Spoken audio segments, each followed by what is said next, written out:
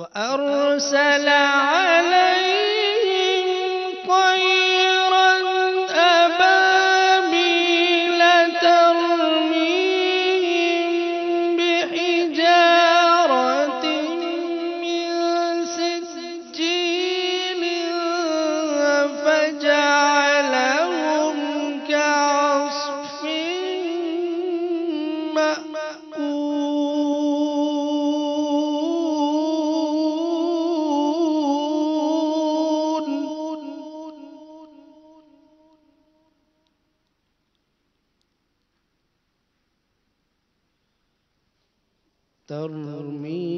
ترميهم بحجارة من سجيل فجعلهم كعصف مأكول صدق الله العظيم. ماشاءاللہ. تلاوت کلام پاک کے بعد ناطق فی المقبول صلی اللہ علیہ وسلم ہم سنتے ہیں. وقار بھائی کون سا کلام سنا رہے ہیں؟ سلمان بھائی انشاءاللہ عز و جل مفتی اعظم ہند آپ کا لکھا کلام ہے کچھ ایسا کر دے میرے کردگار آنکھوں میں. سبحان اللہ. انشاءاللہ عز و جل پڑھنے کی نیت. صلی اللہ علیہ یا رسول اللہ وسلم علیک یا حبیب اللہ.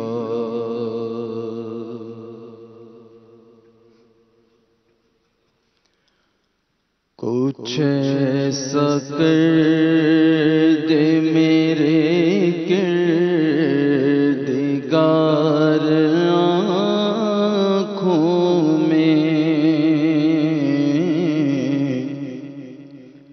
کچھ ایسا کر دے میرے کردگار آنکھوں میں کچھ ایسا کر دے میرے کردگار آنکھوں میں کچھ ایسا کر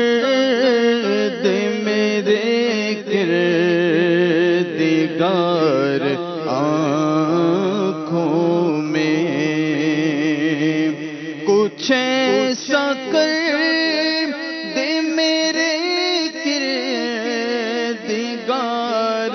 آنکھوں میں کچھ ایسا کر دے میرے کردگار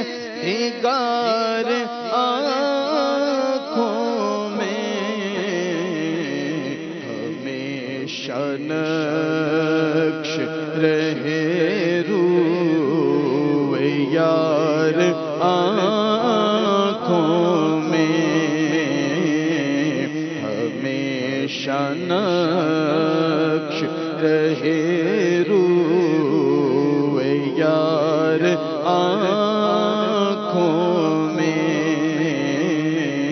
کچھ ایسا کر دے میرے کردگار آنکھوں میں وہ نور دے میرے پروردگار آنکھوں میں وہ نور دے میرے پروردگار آنکھوں میں وہ نور دے میرے پروردگار آنکھوں میں وہ نور دے میرے پروردگار آنکھوں میں کہ جلوہ گر رہے رخ کی بہار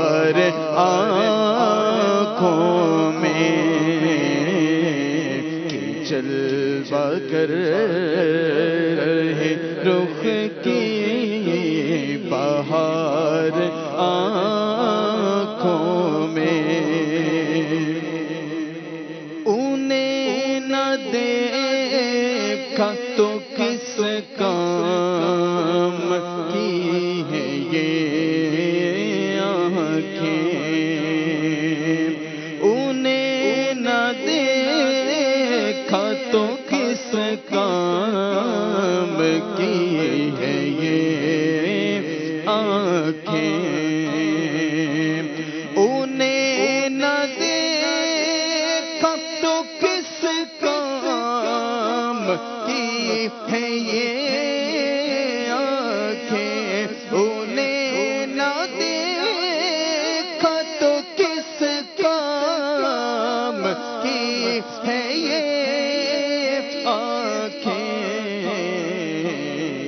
دیکھنے کی ہے ساری بہار آنکھوں میں،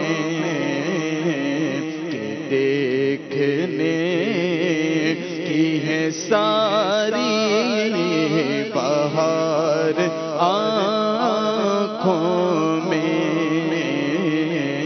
کچھ ایسا کر دے میرے کردگار آنکھوں میں، نظر میں کیسے سمائے کہ پھول جنت کے، نظر میں کیسے سمائے کہ پھول جنت کے، نظر میں کیسے سمائے کہ پھول جنت کے، نظر میں کیسے سمائے کہ پھول جنت کے، کہ بس چکے ہیں مدینے کے خار آنکھوں میں، یہ کیا سوال ہے مجھ سے کہ کس کے بندے ہو، یہ کیا سوال ہے مجھ سے کہ کس کے بندے ہو، یہ کیا سوال ہے مجھ سے کہ کس کے بندے ہو، یہ کیا سوال ہے مجھ سے کہ کس کے بندے ہو، میں جس کا بندہ ہوں ہے نور بار آنکھوں میں، فرشتوں پوچھتے ہو مجھے سے کس کی امت ہو، فرشتوں پوچھتے ہو مجھے سے کس کی امت ہو، لو دیکھ لو یہ ہے تصویر یار آنکھوں میں، پیا ہے جام محبت جو آپ نے نوری، پیا ہے جام محبت جو آپ نے نوری، پیا ہے جام محبت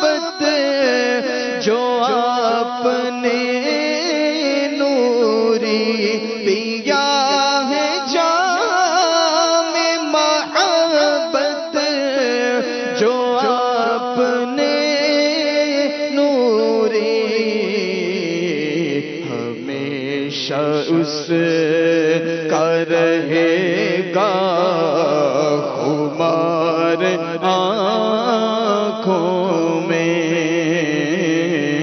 کچھ ایسا کر دے میرے کردگار آنکھوں میں، ہمیشہ نقش رہے روئے یار آنکھوں میں۔ اللہ تبارک و تعالی ہمیں عاشقان رسول کا فیضان نصیب فرمائے اور ہمیں پیارے آقا علیہ الصلاۃ والسلام کی محبت کی معراج نصیب فرمائے اور پیارے آقا علیہ الصلاۃ والسلام کی شفاعت مولا کریم ہم سب کو قیامت کے دن میں نصیب فرمائے۔ موضوع آج کا ہمارا چال بازی ہے اور اس پر مبلغین سے مدنی پھول لینے ہیں۔ خالد بھائی ہمارے ساتھ ماشاءاللہ موجود ہیں۔ خالد بھائی، اللہ تعالیٰ آپ کو ہنستا مسکراتا رکھے، صحت و عافیت کے ساتھ رکھے اور یہ دعائیں اللہ ہم سب کے حق میں قبول فرمائے۔ قربان بھائی ہیں، مدنی اسلامی بھائی بھی ہیں ماشاءاللہ، جامع المدینہ کے مدرس بھی ہیں، آج ہمارے ساتھ ہیں۔ عابد بھائی مدنی چینل کے فائنل مفتش بھی ہیں ماشاءاللہ، ہمارے ساتھ ہیں۔ آصف مدنی بھائی ماشاءاللہ ہمارے سینئر مبلغ بھی ہیں اور جو ہے وہ زبردست عالم دین بھی ہیں اور جامع المدینہ میں بھی یہ الحمدللہ مجھ سے جو ہے وہ بڑے درجوں میں تھے۔ اور آصف بھائی ماشاءاللہ مدینہ العلمیہ کے اندر بڑی زبردست خدمات سر انجام دے رہے ہیں اور مجھے وہ دن یاد آ رہا ہے جب مدینہ العلمیہ کے اندر مجھے رکن شورا نے فرمایا کہ آپ اس شعبے میں آ جائیں، تو ظاہر سی بات ہے ہر شعبے کا ایک پورا جو ہے یہ پروسیس ہوتا ہے، تو اس میں پہلے ٹیسٹ دینا ہوتا ہے۔ ٹیسٹ بھی دو طرح کا ہوتا ہے، ایک تحریری ٹیسٹ ہوتا ہے اور ایک تقریری ٹیسٹ ہوتا ہے۔ تو میں نے جو دونوں ٹیسٹ دیے تھے، تحریری بھی اور تقریری بھی، یہ آصف بھائی کو دیے تھے۔ تو ان معنی میں یوں کہہ لیں کہ آگے بڑھانے والے بھی ہیں ماشاءاللہ آصف بھائی، اور آصف بھائی نے مجھے اس ٹیسٹ کے اندر جو تحریری اور تقریری دونوں ملا کے جو ٹیسٹ ہوئے ان میں میرے الحمدللہ 73 نمبر 100 میں سے آئے تھے۔ تو چلیں بہرحال اللہ خیر فرمائے۔ آصف بھائی آج ہمارے ساتھ ہیں، مرحبا آصف بھائی، اللہ آپ کو زندگی دے، سلامتی دے، اور بھی ماشاءاللہ مدینہ العلمیہ کے اندر ان کی اپنی خدمات ہیں، اس پر بھی کچھ انشاءاللہ ان سے ہم بات کریں گے۔ اور مدنی چینل کا جو سلسلہ خوشبوئے رمضان ہوتا تھا اس پہ ماشاءاللہ خوشبوئیں مہکاتے رہے ہیں، آج ہمارے ساتھ بھی ہیں انشاءاللہ۔ آصف بھائی کی برکتیں بھی حاصل کریں گے۔ اللہ تبارک و تعالی ہمیں اخلاص عطا فرمائے اور استقامت بھی نصیب فرمائے اور دین اسلام کی جو حقیقی روح ہے اللہ تبارک و تعالی ہمیں اس کے مطابق اپنی زندگی گزارنے کی توفیق عطا فرمائے۔ آصف بھائی سے ہی ہم جو ہے وہ گفتگو کا آغاز کر لیتے ہیں۔ آصف بھائی، یہ انداز کہ چال چلنا کسی کے خلاف، سازش بنانا، یہ مزاج ہے، اور ایک طرف احادیث مبارکہ کا مطالعہ کرنے سے یہ انداز ملتا ہے، پیارے آقا صلی اللہ علیہ وسلم فرماتے ہیں کہ جو اپنے مسلمان بھائی کی مصیبت دور کرے گا اللہ تبارک و تعالی اس کی قیامت کی مصیبتوں کو دور فرمائے گا۔ ایک مزاج یہ ہے اور ایک مزاج جو آج معاشرے میں چل رہا ہے، ان دونوں کو آپ کیسے دیکھتے ہیں؟ بسم اللہ الرحمن الرحیم۔ موضوع آپ نے جیسا کہ خود ہی بیان کیا بڑا وسیع ہے، جی، تو بالکل دو مزاج معاشرے میں پائے جاتے ہیں۔ پہلا تو وہی ہے کہ جو مسلمانوں کی خیر خواہی کا جذبہ اس کے ذہن میں ہوتا ہے، دل میں ہوتا ہے، اور خیر الناس من ینفع الناس کے مرتبے پہ فائز رہتا ہے سبحان اللہ، اور اس کی فضیلتیں حاصل کرتا رہتا ہے۔ اور دوسرا وہی کہ جو مسلمانوں کے راستے میں رکاوٹیں کھڑی کرتا ہے اور ایسے کام کرتا ہے کہ جس کی وجہ سے مسلمانوں کے لیے دشواریاں پیدا ہوں۔ تو اگر ہم خیر الناس من ینفع الناس کو دیکھیں تو پھر جو مصیبتیں مسلمانوں کے لیے کھڑی کر رہا ہے تو وہ جو ہے وہ شریر آدمی سمجھا جائے گا، اور بدترین بھی اسے کہا جا سکتا ہے کہ معاشرے کے اندر وہ لوگوں کی بھلائی کے بجائے لوگوں کی مصیبت، پریشانی، رسوائی کا سبب بنتا ہے۔ جی، تو ہر انسان کو غور کرنا چاہیے کہ وہ کس چیز کا سبب ہے۔ اگر وہ خیر کا سبب ہے واہ، تو اس کے حق میں بہتر ہے، سبحان اللہ، اگر وہ شر کا سبب ہے تو اس کے لیے یہ بدتر ہے، نہ صرف دنیا میں بلکہ آخرت میں بھی، کیونکہ ایک مسلمان جو ہے اس کا آخرت پہ بھی ایمان ہے جی، اور اسے وہاں بھی اس کا حساب دینا ہے۔ جی۔ اور چال بازی جو ہے سلمان بھائی، اصل میں ایک بات آپ کی گفتگو سے میرے ذہن میں ایک سوال آیا۔ بعض لوگ یہ کہتے ہیں یار جب ہم تکلیف میں ہیں، ہم پریشانی میں ہیں تو دوسرا سکھ میں کیوں رہے بھائی؟ یہ بھی ایک سوچ ہوتی ہے نا لوگوں کی، بھئی جب میں پریشان ہوں تو یہ سکھی کیوں ہے؟ ایک یوں ہی آپ دیکھ لیں اس کو، گھر گھر کے اندر دیکھ لیں، آپ رشتہ داروں میں دیکھ لیں، معاشرے میں دیکھ لیں، محلے میں دیکھ لیں، کاروبار میں دیکھ لیں، بھئی جب میرا کاروبار خراب ہے تو اس کا کیوں چل رہا ہے؟ جب میری دکان پر کوئی نہیں آتا تو اس کی دکان پہ کوئی کیوں آ رہا ہے؟ اصل میں اس کے پیچھے بھی جو ہے نا وہ اسباب ہیں بہت سارے. ایک حسد کا بہت بڑا جذبہ ہے اس کے اندر. جی حسد جو ہے وہ انسان کو کھا جاتا ہے، نیکیاں کھا جاتا ہے، اس کو خود کو ختم کر دیتا ہے. تو یہ پیچھے حسد ہوتا ہے کہ بھائی جو ہے نا وہ اگر یہ اللہ نعوذ باللہ اللہ تعالیٰ کی تقسیم پہ بندہ راضی نہیں ہے کہ اللہ تعالیٰ نے اسے سکھ میں رکھا ہوا ہے اور تمہیں تکلیف اگر دی ہے تو اس میں اللہ تعالیٰ کی حکمتیں بہت ساری. صحیح. اگر ہم سمجھنا شروع کر دیں ان مع العسر یسرا، ٹھیک ہے، تنگی کے بعد آسانی ہے. تو تنگی بھی رب کریم کی طرف سے ہے، آسانی بھی رب کریم کی طرف سے ہے. اگر رب کریم نے کسی کو آسانی دے رکھی ہے تو یہ اس کا فضل ہے، اور اگر کسی کو تکلیف دے رکھی ہے اس کا عدل ہے. تو وہ جو چاہے اپنے بندوں کے اندر اپنا فیصلہ نافذ کرتا ہے. تو بات ساری یہ ہے کہ ایک حسد، جلن، یہ ایک دوسرا ٹاپک اس کے اندر ساتھ جڑ جائے گا. اور بہت ساری چیزیں ایسی ہیں. اب یہ جو لفظ چال بازی ہے، اب عربی میں سے مکر کہتے ہیں اور ویسے اردو میں بھی مکر استعمال ہوتا ہے، اور خاص طور پہ جو ہے وہ عورتوں کے تعلق سے بھی اس کو لفظ کو استعمال کیا جاتا ہے. اس طرح شیطان اور نفس جو ہے اس کو بھی کہا گیا کہ یہ بھی مکار ہیں. تو پھر دھوکہ، تو یہ ٹاپک تو اپنے اعتبار سے بہت وسیع ہے. البتہ ہم بات یہاں پر، ایک تو آپ نے یہ بات کی کہ معاشرے میں دو طرح کے افراد پائے جاتے ہیں، اور دوسرے کی وجہ کیوں؟ تو وجہ وہی ہے کہ حسد کی وجہ سے، کہ وہ اس کو خوش نہیں دیکھنا چاہتا. تو اب کرنا کیا چاہیے؟ ایک تو وہ جس کو دھوکہ دیا جا رہا ہے وہ کیا کرے، جو دھوکہ دے رہا ہے وہ کیا کرے. تو دونوں جہتیں الگ الگ ہیں. تو اب جو دھوکہ دے رہا ہے وہ یہ غور کر لے. مدنی چینل کے ناظرین بھی ہمارے ساتھ موجود ہیں، اور یہ سلسلہ جو ہے وہ سوشل میڈیا کے ذریعے بھی الحمدللہ سلسلہ جاری ہے. یہ لائیو نشریات چل رہی ہیں، لوگ دیکھ رہے ہیں. تو اس میں بہت سے لوگ وہ ہوں گے ہمارے ساتھ کہ جو اس طرح کا ذہن اور مزاج بھی رکھتے ہوں گے. صحیح. ان کو ہم یہی کہیں گے دیکھ لے کہ بندہ کس کا وارث بنا ہوا ہے. اللہ چال بازی کرنے والا کس کا وارث ہے، اور لوگوں کے ساتھ بھلائی کرنے والا کس کا وارث ہے. لوگوں کے ساتھ بھلائی کرنا یہ انبیاء کا طریقہ ہے. لوگوں کے ساتھ بھلائی کرنا یہ نیک لوگوں کا انداز ہے، صحابہ کا طریقہ ہے، اور اللہ کے محبوب بندوں کا انداز ہے. لوگوں کے ساتھ بھلائی کرنا، خیر کرنا، اور لوگوں کے لیے آسانیاں پیدا کرنا، لوگوں میں آسانیاں بانٹنا. سبحان اللہ. اور جو شخص جو ہے وہ لوگوں کے ساتھ دھوکہ کرتا ہے، چال بازی کر رہا ہے، وہ کس کے طریقے پر گامزن ہے؟ وہ شیطان کے طریقے پہ گامزن ہے. سب سے پہلی چال اگر یوں کہا جائے کہ سب سے پہلی چال کس نے چلی، تو یوں کہا جا سکتا ہے شیطان نے چلی. حضرت آدم علیہ السلام سب سے پہلی چال اسی کی چال ہے. اچھا پھر دیکھیں جب وہ آدم علیہ السلام کا جسم مبارک تیار ہوا نا، جی، تو اس نے بڑے غور سے دیکھا اس کو. صحیح. اور کہنے لگا کہ بھئی اس میں تو سوراخ ہی سوراخ نظر آ رہے ہیں، بڑے مسام ہیں، سوراخ ہیں.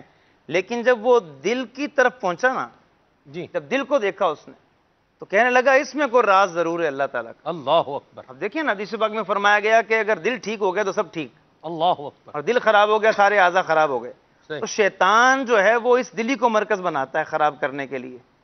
تو اب یہ جو دل ہے انسان کا، اگر یہ ٹھیک ہو گیا اور انسان نے سمجھ لیا کہ یہ جو میرے دل کے اندر بات آ رہی ہے یہ میرے حق میں بہتر ہے، لوگوں کے حق میں بہتر ہے، تو آدمی جو ہے وہ اس کو کر جائے گا. اور انجام پہ غور کر لے جو میں کرنا چاہتا ہوں، اس کا انجام کیا ہے، میرے حق میں، لوگوں کے حق میں، میرے گھر والوں کے حق میں، میرے بچوں کے حق میں انجام کیا ہے، اس پہ غور کر لے. جس طرح امیر اہل سنت دامت برکاتہ اللہ کی عادت مبارکہ ہے، آپ چیزوں کے انجام کو دیکھتے ہیں. یہ بھی ایک خصوصیت ہے کہ بھئی جو کام کرنا، نیا کام کرنا چاہ رہی دعوت اسلامی، کوئی مجلس نیا کام کرنا چاہ رہی ہے، امیر اہل سنت کو پیش کیا جاتا ہے. تو امیر اہل سنت اس کے انجام پر غور فرماتے ہیں اکثر کہ انجام کیا ہے، اس کا انجام کیا ہوگا، نتیجہ کیا نکلے گا، نتیجہ کیا نکلے گا. صحیح. اگر خیر والا نتیجہ تو بندہ کر گزرتا ہے. اور حدیث پاک میں بھی کہ چیزوں کے انجام پہ غور کرو، اگر خیر ہے تو کر گزرو، اور اگر ضرر ہے، نقصان ہے تو اس سے بچ جاؤ، اس سے محفوظ رکھو خود کو. تو پھر بندہ یہ غور کر لے، جیسا کہ میں نے پہلے کہا کہ بندہ جو چال بازی کر رہا ہے وہ غور کر لے وہ کس کا جو ہے وہ پیروکار بن رہا ہے، اس میں وہ کس کا جانشین بن رہا ہے. بندہ غور کرے کہ میں کس کا جانشین بن رہا ہوں، میں کس کا وارث بن رہا ہوں یہ کام کر کے، چال بازی کر کے. تو سب سے پہلے شیطان کی بات کی گئی. اور شیطان کے بارے میں سلمان بھی ایک آیت مبارکہ جو ہے وہ شیطان کس طرح چال چلتا ہے، شیطان کا معاملہ کیا ہے. جی. شیطان کے بارے میں سورۃ الحشر 28ویں پارے میں اللہ تعالیٰ ارشاد فرماتا ہے کمثل الشیطان اذ قال للانسان اکفر فلما کفر قال انی بریء منک انی اخاف اللہ رب العالمین. دیکھیں شیطان کتنا شیطان بھی کتنا شیطان ہے، اللہ شیطان بھی کتنا شیطان ہے. اچھا اب آپ دیکھیں سلمان بھائی اس کی انتہا، شیطان تو سراپا شیطان ہے جی، اور کیا کہیں. اور اس کی انتہا دیکھیں سلمان بھائی، انتہا کتنی ہے اس کی. انتہا کیا ہے؟ نعوذ باللہ بندے کو ایمان سے محروم کر دیتا. اس سے کہتا ہے کفر کر جا، کفر کر لیا، کہتا میں تجھ سے بری ہوں، میں تو اللہ سے ڈرتا ہوں. تو کتنا بڑا مکر ہے اس کا یہ بھی کہ میں اللہ سے ڈرتا ہوں اور میں تجھ سے بری ہوں. تو اب دیکھیں آپ اس تک ایک واقعہ جو ہے اس کے تحت اسی آیت کے تناظر میں ایک واقعہ ملتا ہے. وہ 3 بھائی تھے، ان کی ایک بہن تھی، کہیں تجارت کے لیے جا رہے تھے. جیسا کہ اس علامہ ابن جوزی رحمۃ اللہ نے تلبیس ابلیس میں اس روایت کو نقل کیا ہے، اس طرح عیون الحکایات میں بھی اس کو روایت کیا گیا. تو اور اس کو جو ہے امیر اہل سنت نے پردے کے بارے میں سوال جواب اس میں بھی اس کو جو ہے نقل فرمایا ہے. وہ 3 بھائی جو تھے کہیں جانے لگے تو ایک عابد و زاہد کے پاس آئے کہ ہم سفر پہ جا رہے ہیں، ہماری ایک جوان بہن ہے، اس کی جو نا تم ذمہ داری لے لو. اس نے بہت منع کیا لیکن وہ اس پہ کوشش کرتے رہے، اس کی منتیں کی.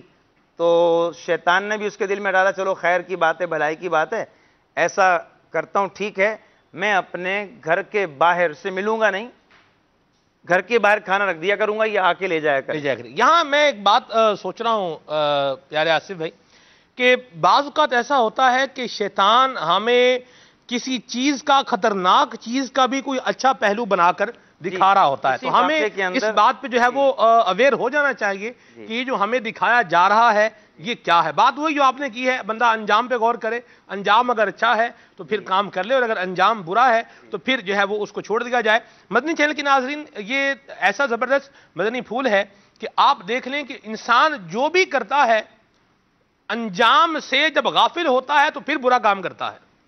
قتل کرنے والا جب قتل کر رہا ہے اس وقت جب وہ یہ سوچ لے کہ مجھے اس کی پاداش میں، اس جرم کے انجام میں مجھے پھانسی ہوگی، میری زندگی کا خاتمہ ہو جائے گا اور میں مر جاؤں گا، پیچھے میرے بچے جو ہے وہ رول جائیں گے، بچوں کا بھی مطلب کوئی پرسان حال نہیں ہوگا، گھر والوں کو کون دیکھے گا، ماں باپ کا سہارا چھن جائے گا. جب بندہ یہ چیزیں آگے لائے گا نا تو خود بخود جو ہے وہ قتل سے باز آ جائے گا.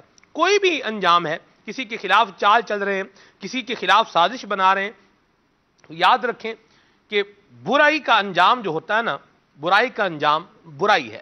جس نے برا کیا ہے اس نے برا ہی دیکھا ہے. جو انسان بوئے گا وہ انسان کاٹے گا. لہذا ہمارے مزاج میں اس طرح کی کیفیات یہ نہیں ہونی چاہیے. ہمیں شیطان کے مکر و فریب سے بہرحال باخبر رہنا چاہیے، اور یہ اسی وقت باخبر رہ سکتے ہیں جب ہم اللہ والوں کی صحبت جو ہے وہ اختیار کریں گے، علم دین حاصل کریں گے. احیاء العلوم کا پڑھنا بڑا فائدہ مند ہے، اور آج کے دور میں الحمدللہ شیخ طریقت امیر اہل سنت دامت برکاتہم القدسیہ جیسی ایک عظیم ہستی ہمارے لیے کسی بڑی نعمت سے کم نہیں ہے. ان کے ملفوظات، ان کے بیانات سن کر بھی ہم شیطان کے مکر و فریب سے بچنے میں کامیاب ہو سکتے ہیں. ہمارے ساتھ قربان بھائی بھی ہیں. قربان بھائی، یہ ذرا چال بازی کے مضمون و مفہوم کو تھوڑا واضح فرمائیں. بسم اللہ الرحمن الرحیم. سلمان بھائی، چال بازی کے جو مترادف الفاظ ہیں وہ دغا بازی ہو گیا، اور مکر و فریب جیسے بھی آصف بھائی نے بیان کیا، اور دھوکہ بازی. کتب لغات میں بات لکھی ہوئی ہے کہ کسی کو نقصان پہنچانے کی غرض سے خفیہ طور پر دھوکہ دینا چال بازی کہلاتا ہے. ٹھیک. اس کے بھی بہت سارے ہتھیار بیان ہیں. جیسے ایک ہتھیار ہے اس کا حسد، ایک ہتھیار اس کا لالچ ہے، ایک ہتھیار اس کا خوش آمد ہے. سبب یعنی اس کے ریزن، جی جس کی وجہ سے چال باز کیوں بنتا ہے. سلمان بھائی جب چھوٹے ہوا کرتے تھے تو اسکول وغیرہ میں ٹیچرز وغیرہ اور ہمارے جو والدین ہیں واقعہ سنایا کرتے تھے ایک لومڑی کا اور ایک کوے کا. وہ یہ بتاتے تھے کہ ایک کوا درخت پر بیٹھا ہوا تھا اور اس کے منہ میں پنیر کا ٹکڑا تھا. تو نیچے سے لومڑی گزر رہی ہے، اس نے دیکھا کہ کوے کے منہ میں پنیر کا ٹکڑا ہے تو یہ اس کے منہ میں کیوں ہے، مجھے کھانا ہے. اسے لالچ ہوئی کہ مجھے کھانا ہے، اور اسے شوق پیدا ہوا. تو وہ کھائے تو کیسے کھائے، کوے سے مانگے تو کوا اڑ جائے گا، اور کوا بھی اوپر ہے، لومڑی تو چڑھنے سے رہی. تو پھر لومڑی نے چال چلی اور اس نے کوے کو کہا ہے کوے تو کتنا خوبصورت ہے اور تیری آواز کتنی پیاری ہے، کتنی خوبصورت تیری آواز ہے، جب تو نغمہ گاتا ہے تو کتنا پیارا گاتا ہے، تو تیرے پورے جنگل کے اندر نام ہوا پڑا ہے، تو مجھے بھی ذرا اپنا نغمہ سنا، میں بھی سننا چاہتی ہوں. اب تو کوا تو پھولے نہ سمائے کہ میری اتنی پیاری آواز کہ لومڑی میری تعریفیں کر رہی ہے، واہ بھائی کبھی کسی نے نہیں کی. تو جیسے کوا نغمہ گانے کے لیے اپنے بھونڈی سی آواز میں کائے کائے کرنا شروع کرتا ہے، فوراً پنیر کا ٹکڑا نیچے گرتا ہے اور لومڑی اس کو اپنے منہ کے اندر لے لیتی ہے. تو پھر وہ لومڑی کہتی ہے کہ میں نے تیری تعریف تھوڑی کی تھی، کس نے کی تھی؟ تجھے اپنی آواز، تیری آواز اچھی ہے، تو کائے کائے کرنے والا اور بھونکی آواز والا ہے، کوا ہے اور کیا ہے؟ کالا کوا ہے تو بلکہ میں نے تو پنیر حاصل کرنے کے لیے اس طریقے سے کیا تھا۔ تو یہاں سے پتا چلا پہلی بات لالچ، لومڑی کو جو چال بازی پر آمادہ کیا وہ بات تھی لالچ۔ دوسری بات جھوٹ، کہ اس نے جھوٹ بولا، اور تیسرا جو اس نے ہتھیار استعمال کیا وہ ہتھیار تھا خوشامد۔ ان چیزوں کے ذریعے اس نے چال بازی کی۔ سلمان بھائی، مجرمین پر ایک تحقیق کی گئی، مجرمین پر تحقیق کی گئی کہ مجرمین کون ہو؟ جرم کرنے والے، جرم کرنے والے، کیونکہ عموماً چال باز جو جرم کرنے والے ہوتے ہیں وہ چال بازی سے ہی کہیں نہ کہیں پھنسی جاتے ہیں۔ تو ان پر ایک تحقیق کی گئی کہ آخر لوگ چال بازی کرتے کیوں ہیں؟ تو انہوں نے 4 ریزن بیان کیے، ویسے تو ریزن بہت سارے ہیں لیکن انہوں نے 4 ریزن بیان کیے، جن میں سے پہلا ریزن انہوں نے کہا کہ لوگ زندہ رہنے کی خواہش کی وجہ سے چال بازی کرتے ہیں، کہ لوگ سمجھتے ہیں کہ جب تک ہم چالیں نہیں چلیں گے نا ہم آگے نہیں بڑھ سکتے، یعنی جب تک کسی کو فریب نہیں دیں گے، جب تک کسی کا بیڑا غرق نہیں کریں گے، ہم آگے نہیں بڑھ سکتے، آگے نہیں، ہم اپنی زندگی نہیں گزار سکتے، ہم تو رول جائیں گے، ہم تو روڈوں پر آ جائیں گے۔ ایک جو ہے نا اصول یہ ہے سلمان بھائی، ترقی کریں مگر کسی کو کچل کے ترقی نہ کریں، مدینہ مدینہ، کسی کے سر پہ پاؤں رکھ کے اس کو کچل کے اس کی زندگی خراب کر کے ترقی نہ کریں، ترقی آپ کریں لیکن دوسروں کو بھی ساتھ سہارا دیتے ہوئے کریں۔ مدینہ مدینہ، الحمدللہ تعالیٰ کئی لوگ ترقی کرتے ہیں جو بغیر چال بازی کے بھی کر لیتے ہیں، لیکن کچھ لوگ ہوتے ہیں جو کہتے ہیں کہ چال بازی کا بغیر ترقی ہو ہی نہیں سکتی، تو اس کا سہارا لیتے ہیں۔ دوسرا بیان کیا، کہا لوگ سمجھتے ہیں، جو چال بازی کرنے والے لوگ ہوتے ہیں وہ سمجھتے ہیں کہ اسے اس کا حق نہیں مل رہا ہے، کہ مجھے میرا حق ہی نہیں مل رہا ہے تو مجھے چال بازی کرنی پڑے گی، مجھے دھوکہ دہی کرنی پڑے گی، دھوکے سے کام لینا پڑے گا، ادروائز مجھے میرا حق ہی نہیں ملے گا۔ وہ بڑے ہی پیارا واقعہ حضرت علی المرتضیٰ شیر خدا کرم اللہ تعالیٰ وجہہ الکریم کا، کہ آپ مسجد کے اندر نماز پڑھنے کے لیے تشریف لائے تو باہر آپ نے ایک شخص کو اپنی زیرہ وغیرہ اس کو دے دی کہ میں نماز پڑھ کے آ رہا ہوں۔ آپ نے نماز پڑھی، آپ باہر تشریف لاتے ہیں تو دیکھتے ہیں کہ زیرہ سمیت وہ بندہ ہی غائب ہے۔ بہرحال آپ بازار کی طرف جاتے ہیں تو دیکھتے ہیں آپ کی زیرہ ایک دکان پر لٹکی ہوئی ہے، تو آپ پوچھتے ہیں تمہیں کس نے دی اور کتنے کی دی؟ تو وہ دکاندار کہتا ہے کہ مجھے فلاں فلاں اس حلیے کے شخص نے دی تھی اور 2 درہم کی میں نے خریدی ہے۔ آپ نے اس وقت فرمایا کہ جب میں مسجد کے اندر تھا تو میں نے ارادہ کیا تھا کہ میں جب باہر نکلوں گا تو اسے 2 درہم دے دوں گا، تو 2 درہم اللہ نے اسے دلانے تھے لیکن اس نے وہاں پر صبر نہیں کیا، حرام طریقے سے حاصل کر لیے۔ اگر وہاں پر صبر کرتا تو اسے حلال طریقے سے 2 درہم مل جاتے۔ تو 2 درہم جو ہمیں ملنا ہے، لوگ سمجھتے ہیں کہ مجھے میرا حق نہیں مل رہا، جو اس کے حق میں اللہ نے لکھ دیا ہے وہ اسے مل کر رہے گا، مدینہ مدینہ، کوئی بھی نہیں روک سکتا اس کو حق ملے، کوئی نہیں روک سکتا، کیونکہ اللہ نے لکھ دیا اسے ملے گا تو بس ملے گا۔ لیکن اب بندے کی مرضی ہے، چاہے تو وہ چال بازی کر کے حاصل کر لے، اپنے رزق کو حرام کر لے، اور چاہے تو وہ صبر کر کے اپنے رزق کو حلال کر لے، جیسا کہ حضرت علی المرتضیٰ شیر خدا کرم اللہ تعالیٰ وجہہ الکریم کے واقعے سے ملا۔ تیسری بات ارشاد فرمائی، تیسری بات انہوں نے کہا، تحقیق کرنے والوں نے، کہتے ہیں اتنے سارے لوگ کر رہے ہیں، چال بازی کرنے والا کہتا ہے اتنے سارے لوگ کر رہے ہیں تو اگر میں کر لوں گا تو کیا ہے، دودھ والا پانی ملا رہے ہیں تو اگر میں ملا لوں گا تو کیا ہے، لوگ کپڑے ہوتے ہیں، کپڑے بیچتے ہیں، 1 نمبر اس میں کلر نہیں ہوا ہوتا تو وہ بیچتے ہیں کہ 1 نمبر ہے، تو اگر میں بھی دھوکہ دے دوں گا تو کیا ہے۔ چوتھی بات کہی کہ چوتھی بات یہ ہے کہ بے حسی لوگوں کے اندر ہو جاتی ہے، توبہ توبہ توبہ توبہ، کیا غلط ہے کیا صحیح اس کا امتیاز ہی نہیں رہتا ہے۔ تو حضرت نبی کریم صلی اللہ تعالیٰ علیہ وآلہ وسلم کی روایت ہے، حضرت ابو ہریرہ رضی اللہ تعالیٰ عنہ اس کے راوی ہیں، صحیح مسلم شریف کی روایت ہے، اللہ کے نبی صلی اللہ علیہ وآلہ وسلم کا گزر بازار سے ہوا تو غلے کی ڈھیری پر آپ کی نظر پڑی، آپ نے اس کے اندر اپنا ہاتھ مبارک داخل کیا تو آپ نے اس میں تری محسوس کی، تو آپ نے کہا یہ غلے کے اندر تری کیسی ہے؟ تو اس نے کہا یا رسول اللہ صلی اللہ علیہ وسلم وہ بارش ہو گئی تھی تو غلہ گیلا ہو گیا، تو آپ نے فرمایا تو نے اندر کا گیلا جو غلہ تھا وہ اوپر کیوں نہیں کر دیا، اوپر خشک غلہ کیوں ڈال دیا، تو اوپر اس کے اوپر کر لینا چاہیے تھا تاکہ لوگوں کو پتہ چل جائے۔ پھر آپ نے وہ جملہ ارشاد فرمایا کہ اگر مسلمان کے اندر یہ وصف آ گیا ہے کہ وہ دغا بازی کرتا ہے، بری صفت آ گئی ہے، تو اللہ کے نبی کے اس فرمان کو سن لے تو عمل کرنے والا بن جائے گا، اس سے بچنے والا بن جائے گا۔ آپ صلی اللہ علیہ وآلہ وسلم نے ارشاد فرمایا جو دھوکہ بازی کرے وہ ہم میں سے نہیں ہے۔ اللہ، تو یہاں سے پتہ چلا ہمیں ہر حال میں دھوکے سے بچنا چاہیے، کیونکہ ہمارا قرآن، ہماری احادیث نبی کریم صلی اللہ علیہ وسلم دھوکہ دینے سے بچنے کی ترغیب دلاتے ہیں۔ ماشاءاللہ۔ خالد بھائی، میں ایک چیز پر سوچ رہا ہوں اور ذہن جو ہے وہ جا رہا ہے، آخر ہم موذی کیوں بن رہے ہیں کسی کے لیے؟ ہم کسی کو تکلیف دینے کے لیے کیوں سوچ رہے ہیں؟ ہماری یہ سوچ کیوں بنی ہوئی ہے کہ آپ دیکھیں کتنی پیاری پیاری باتیں ہیں، جیسے آصف بھائی نے مدنی پھول دیے، قربان بھائی نے باتیں بیان کی ہیں، یہ اگر ہماری زندگی کے اندر یہ چیزیں نافذ ہو جائیں، ہم حسد نہ کریں، ہم کسی کو جو ہے وہ دھوکہ دے کے خود جو ہے وہ آگے نہ بڑھ جائیں، ہم کسی کو نیچا دکھا کر خود اوپر جانے کی کوشش نہ کریں، ہم کسی کا پروموشن روک کے خود جو ہے وہ زیادہ سہولیات لینے کی طرف نہ جائیں۔ اگر یہ چیزیں ہمارے معاشرے کے اندر سے ختم ہو جائیں تو آپ یہ نہیں سمجھتے کہ ہمارا معاشرہ تو امن و سکون کا گہوارہ بن جائے گا؟ بسم اللہ جس گھر میں ضرور جس گھر میں کوئی دوسرے سے حسد کرنے والا نہ ہو، جس بازار میں بسنے والا تاجر، ہر تاجر اس دوسرے سے حسد نہ کرے، اس کو نیچا نہ دکھانا چاہے، جسے کمپٹیشن کے نام پر یوں جو معاملات کرتے ہیں یہ مطلب نہ کرے، تو آپ دیکھیں کہ وہ گھر، وہ بازار، وہ علاقہ، وہ محلہ وہ کیسا شاندار بن جائے گا۔ سلمان بھائی، لوگ کہتے ہیں کہ اگر یہ چیزیں ختم ہو جائیں گی تو بازار کی رونق ختم ہو جائے گی۔ استغفر اللہ۔ کمپٹیشن اسی چیز میں ہے، اور جب تک دوسرے کو نیچا نہیں دکھائیں گے تو میرے پاس کون آئے گا؟ عام طور پر سوچ یہ بنی ہوئی ہے، کیونکہ ہمارا ذہن اصل میں مادہ پرستی کا ہے۔ جو ہم دیکھ رہے ہیں آنکھوں دیکھی چیز، ہوتا تو یہ ہے کہ وہ بھی دھوکہ ہو جاتی ہے۔ جو بندہ دیکھ رہا ہوتا ہے وہ ہوتا نہیں، بلکہ قرآن کریم میں جب مختلف قوموں کی تباہی کی وجہ اللہ تبارک و تعالیٰ نے بیان فرمائی تو اس میں ایک اس چیز کو بھی بیان کیا، وَزَيَّنَ لَهُمُ الشَّيْطَانُ أَعْمَالَهُمْ فَصَدَّهُمْ عَنِ السَّبِيلِ۔ شیطان نے کیا کام کیا کہ جو ان کے برے کام تھے ان کو ان کے لیے مزین کر کے پیش کیا، ان کو اچھا کر کے دکھا دیا۔ آج یہی چیز ہم دیکھ رہے ہیں کہ بازار میں بیٹھا ہوا شخص وہ یہی سوچتا ہے کہ جب تک میں 2 نمبری نہیں کروں گا، ملاوٹ نہیں کروں گا، دھوکہ نہیں دوں گا تو میں چل نہیں سکتا۔ وہ اپنی ترقی اور اپنے رزق کی فراوانی اسی میں سمجھ رہا ہے کہ میں دھوکہ دوں تو رزق میں فراوانی ہے، حالانکہ یہ تو اس کا غلط کام ہے۔ جو شیطان نے اس کو مزین کر کے دکھایا ہوا ہے کہ تیرے رزق کی برکت اس میں ہے، تیرے رزق کی وسعت اس میں ہے، حالانکہ اگر بندہ اس بات کو خود سوچ لے کہ میں تو اللہ تبارک و تعالیٰ پر ایمان رکھتا ہوں، اللہ تبارک جس مالک و مولا کا میں بندہ ہوں وہ رزاق ہے اور میں عبد الرزاق ہوں، میں اس کا بندہ ہوں اور اس نے مجھے روزی دینی ہے۔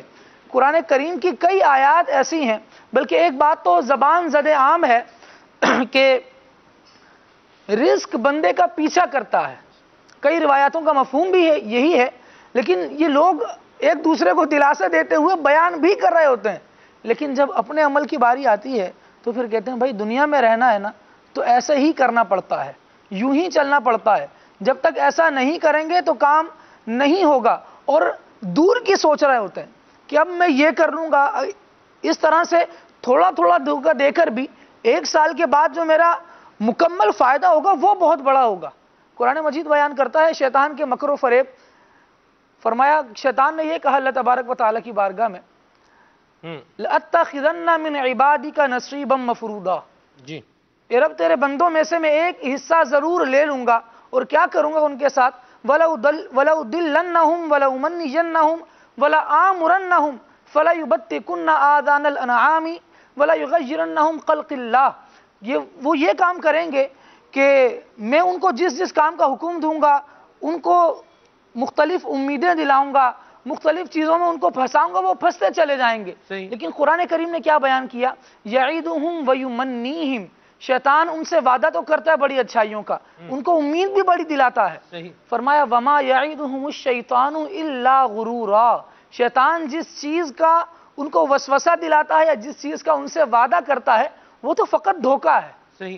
بعد میں کیا ہوتا ہے کہ جب ہم دوبارہ حساب کرنے بیٹھتے ہیں سارے معاملات کا کہ کتنی دولت میں نے 2 نمبری سے کمائی، اور پھر دوسری طرف دیکھتے ہیں کہ میرے بچوں کے علاج میں کتنا پیسہ گیا، میرے گھر میں جو کچھ حادثاتی طور پر کام ہوتے گئے، جو کچھ ناگہانی آفات جس کو میں سمجھتا رہا دراصل تھی تو وہ یہی جو رب نے فرمایا وما اصابکم من مصیبت فبما کسبت ایدیکم، جو میرے ہاتھ نے کمایا تھا، جو میرے اپنی کرنی کا پھل میں نے بھگتا ہے، ہوا تو اصل میں وہی ہے، لیکن میں شاید یہی سمجھتا رہا کہ میں نے اتنا کمایا، اتنا تو میرا سارا بیماریوں میں چلا گیا، اتنا تو سارا میرے پریشانیوں میں چلا گیا، یہ تو سارا میں یوں ہی لٹا چکا۔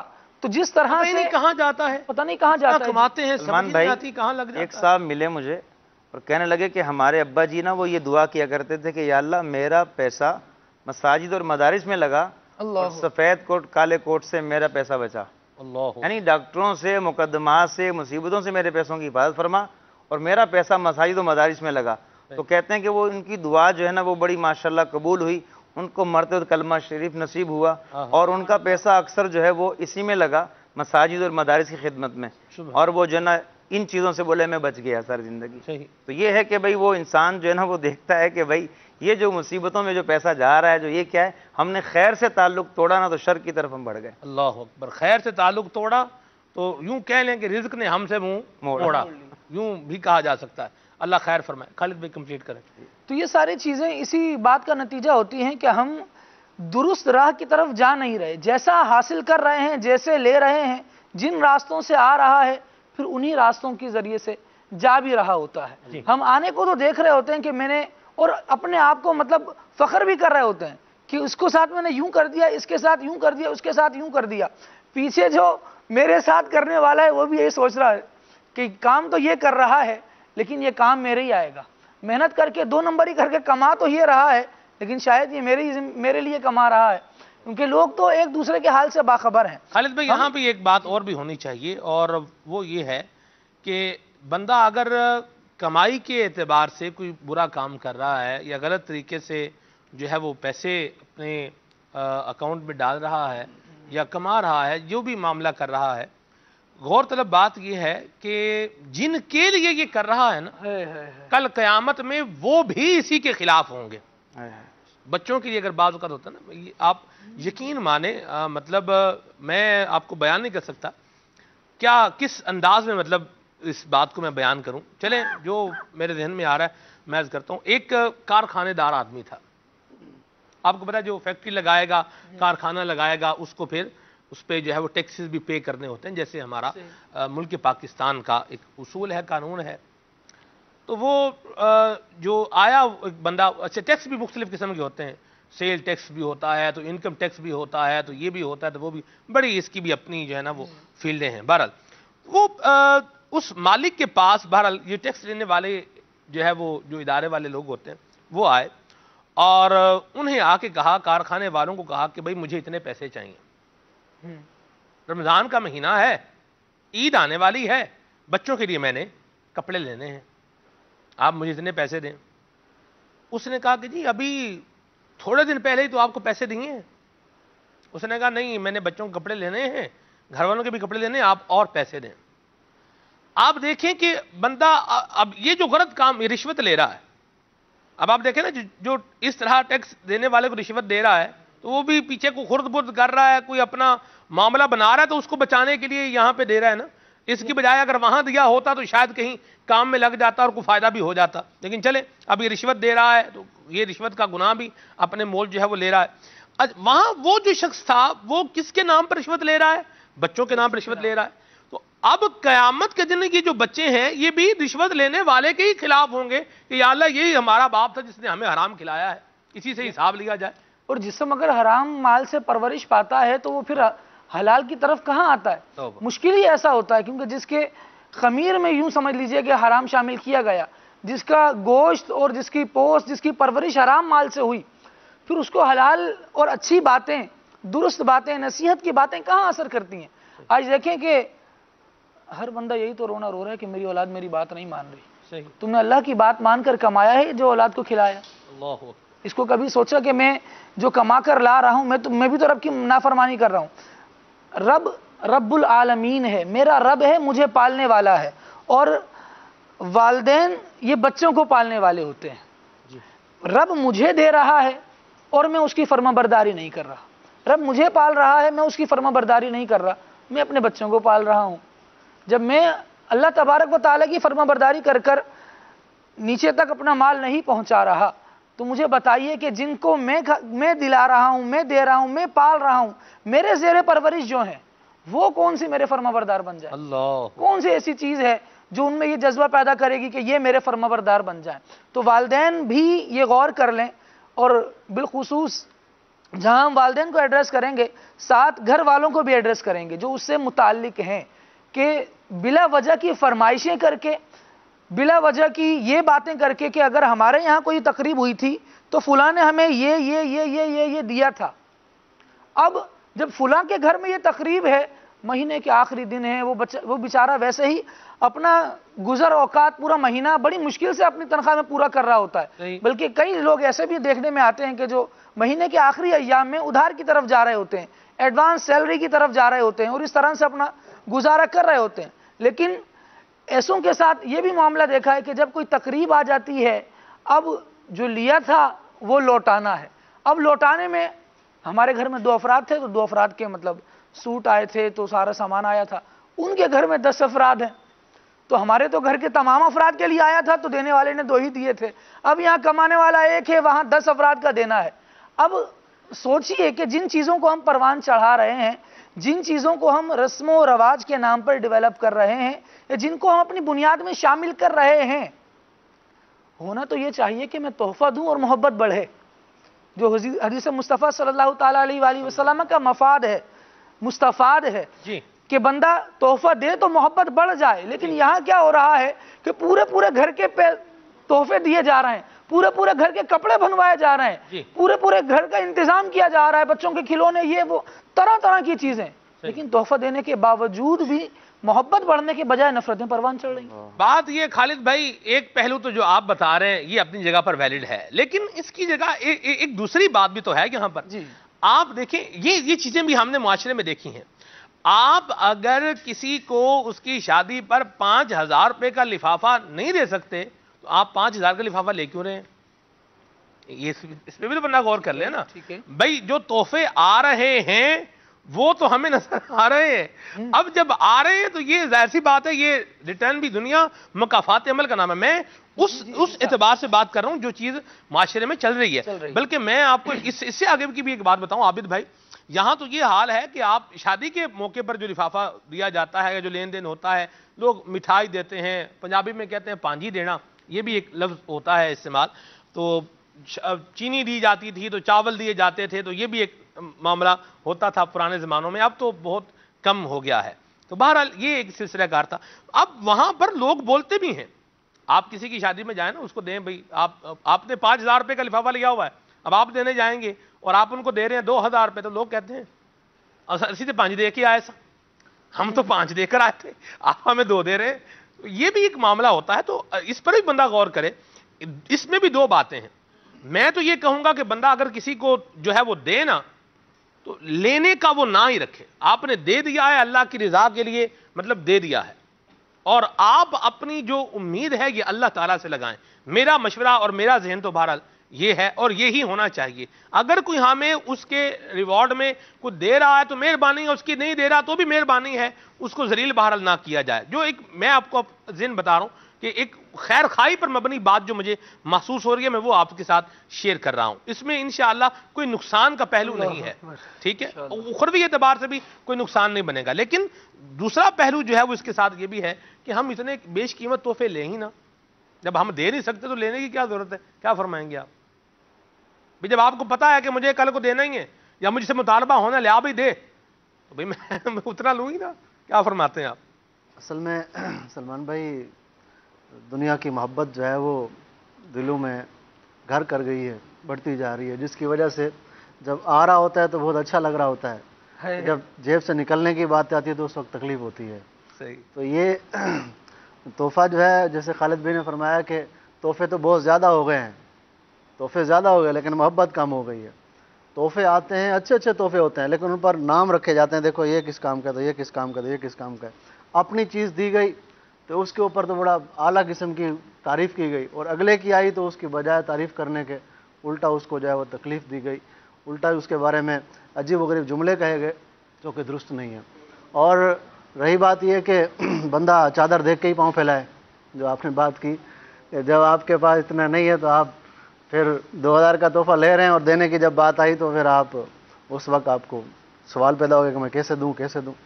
تو بندہ شروع سے ہی چادر دیکھ کے پاؤں پھیلائے اور ایک میانہ روی کے ساتھ چلے تو انشاءاللہ تعالیٰ برکتیں پائے گا.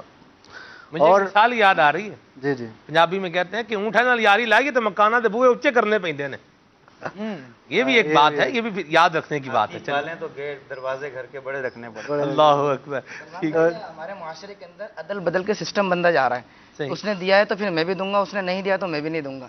جبکہ اسلام ہمیں خیر خواہی کا جذبہ دیتا ہے. دین و نصیحہ، دین خیر خواہی کا نام ہے، کہ اس نے نہ بھی دیا تو دے، سامنے والا برائی کرے اور دوسرا جس کے ساتھ برائی ہوئی ہے وہ اچھائی کرے، یہی تو اسلام کا درس ہے اور یہی تو خیر خواہی ہے اور یہی مسلمان کو کرنا چاہیے، جبکہ مسلمان عدل بدل کی طرف چلے گئے ہیں کیونکہ اسلام کی تعلیمات سے دور ہوتے چلے جا رہے ہیں۔ فرمایا گیا آتی من حرمک، واہ تو اسے دے جو تجھے محروم کر رہا ہے، کیا بات، میں اس کو تو نچوڑ دوں، وہ مجھے کیوں محروم کر رہا ہے؟ توبہ توبہ، ہمارا تو یہ حال بنا ہوا ہے کہ ہم نے جب دیا ہے تو جب اس کو واپس ہی نہیں کرنا تھا تو لیا کیوں تھا؟ یہ بات بھی کہی جاتی ہے، تو ہم کس طرف جا رہے ہیں ہمیں خود دیکھنا پڑے گا، اور اپنی زندگی اپنے اوپر خود ہی تنگ کر رہے ہیں، اللہ ان سارے معاملات میں پڑھ کر اپنے لیے ہی زندگی تنگ کر رہے ہیں۔ بلکہ ایسا ہوتا ہے نا کہ ایک معاشرے میں جو چیز رائج ہے اس کی طرف میں نشاندہی کروں گا کہ سالگرہ آ رہی ہوتی ہے نا، تو جس کے بچے کی سالگرہ ہے وہ بڑا خوش ہو رہا ہوتا ہے، اس کے آس پاس والے بڑے غمگین ہو رہے ہوتے ہیں، اب اس کو دینا بھی پڑے گا، اس کے بچہ سال کا ہوا ہے، اب ہم پر احسان ہو گیا ہے، جب لیا تھا تو اب دینا بھی ہائے ہائے ہائے ہائے سارا ہائے۔ معاملہ ہو وہ جائے۔ محبت خالد بھائی یہ آپ کی بات سن کر جی جی محبتیں کیسے بڑھیں گی تحائف سے؟ جی، جب تحفہ اللہ کی رضا کے لیے ہاں، دیا ہاں، جائے ہاں واہ جی واہ، تب محبت بڑھے گی، واہ، واہ، اور وہ جو محبت ہے نا جو حاصل ہونی ہے وہ بھی محبت رضا الہی کے لیے محبت ہو وہ، واہ اب وہ محبت بھی دنیا والی ہے اور وہ دے بھی دنیا کے لیے رہے ہیں، پھر وہ محبتیں کیسے حاصل ہوں گی؟ اللہ اکبر، اور لین دین میں اگر محبتیں تحائف دینے میں لینے میں جو محبتیں بڑھتی ہیں اس وقت بڑھتی ہیں جب اللہ کی رضا کے لیے ہو، اور جب یہ پیش نظر ہو کہ تحفہ دینا سنت ہے، واہ میں اپنے نبی کی پیروی کر رہا ہوں، کیا بات، تو اگر یہ نیتیں شامل ہوں گی تو اعتدال میں بھی تحفہ رہے گا واہ اور وہ رضا الہی کے لیے بھی رہے گا، کیا بات، اور محبت بھی حاصل ہو جائے گی۔ سبحان اللہ، تو نتائج کب حاصل ہوتے ہیں اچھے؟ جب وہ بنیاد ٹھیک ہوگی، بنیاد ٹھیک، یہاں بنیاد میں خرابی ہے تو وہ عمارت جو اوپر تعمیر ہوگی اس میں بھی ظاہر سی بات ہے کوتاہی اور کمزوری تو آئے گی۔ آئے گی۔ مجھے خالد بھائی یہاں سے ایک بات یاد آئی آپ کی یہ بچے کی سالگرہ والی بات سن کے، آپ دیکھیں دنیا میں بسنے والے اچھے لوگ، امیر اہل سنت کی تربیت کا فیض اثر میں کہوں گا، دعوت اسلامی کے مدنی محسوس وسطی اسلام بھائی کی بات ہے، انہوں نے کچھ لوگوں کو دعوت دی میرے گھر کھانے پر آ جائیں، لوگ کھانے کے لیے پہنچ گئے، عام نارمل غریب لوگ، آصف بھائی جیسے طلباء جامعہ المدینہ کے کچھ اس طرح سے تھے، ان کو بلایا گھر پہ بلایا، اور مطلب ایک زبردست اسلامی بھائی، میں مینشن نہیں کرنا چاہ رہا، بہرحال آگے چلیں، گھر پہ کھانے پہ بلایا اور جو ہے نا وہ سب کو کھانا کھلایا، بڑا جناب وی آئی پی کھانا تھا، کھانا کھلایا، اور جب کھانے کے بعد دعا ہونے لگی تو انہوں نے کہا کہ آپ دعا فرمائیں، یہ بچہ میرا جو ہے وہ 1 سال کا یا 2 سال کا ہو گیا ہے تو اس کے لیے جو ہے وہ آپ دعا فرما دیں۔ واہ واہ، جتنے لوگ تھے ان سب نے مبارک بھی دی اور کھانا بھی کھایا اور دعا بھی ہو گئی،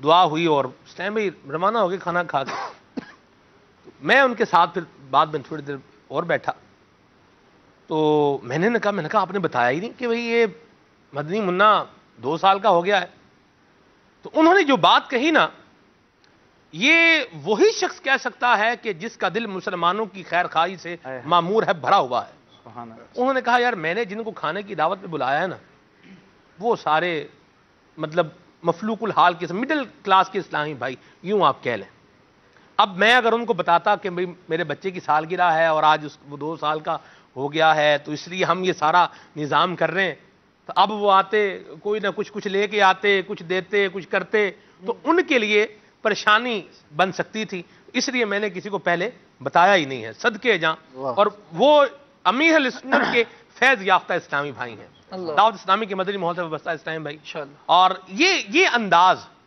یہ خیر خواہانہ انداز، یہ بھلائی پر مبنی انداز، کہ ہم اگر کوئی انتظام کر بھی رہے ہیں، کوئی نظام بنا بھی رہے ہیں تو اس میں آنے والا وہ شرمندگی محسوس نہ کرے، وہ اپنے آپ کو چھوٹا محسوس نہ کرے، کاش ہماری یہ سوچ بن جائے، اور اگر یہ سوچ بن جائے آصف بھائی، اور یہ ہمارے کام یابد بھائی آپ گفتگو کر رہے تھے، آپ کی گفتگو سے ماشاءاللہ یہ سارے پہلو آگے چل رہے ہیں، تو یہ اگر ہمارا ذہن بن جائے تو میرا نہیں خیال کہ کوئی چالیں چلے کسی کے خلاف اور نیچا دکھائے، سازشیں کرے۔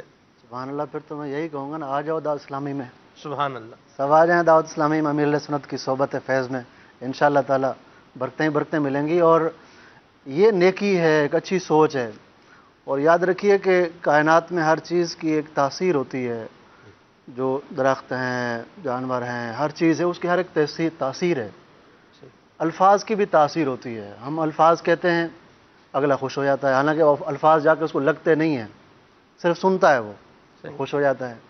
ایسے کچھ الفاظ کہتے ہیں آگے والا غمگین ہو جاتا ہے.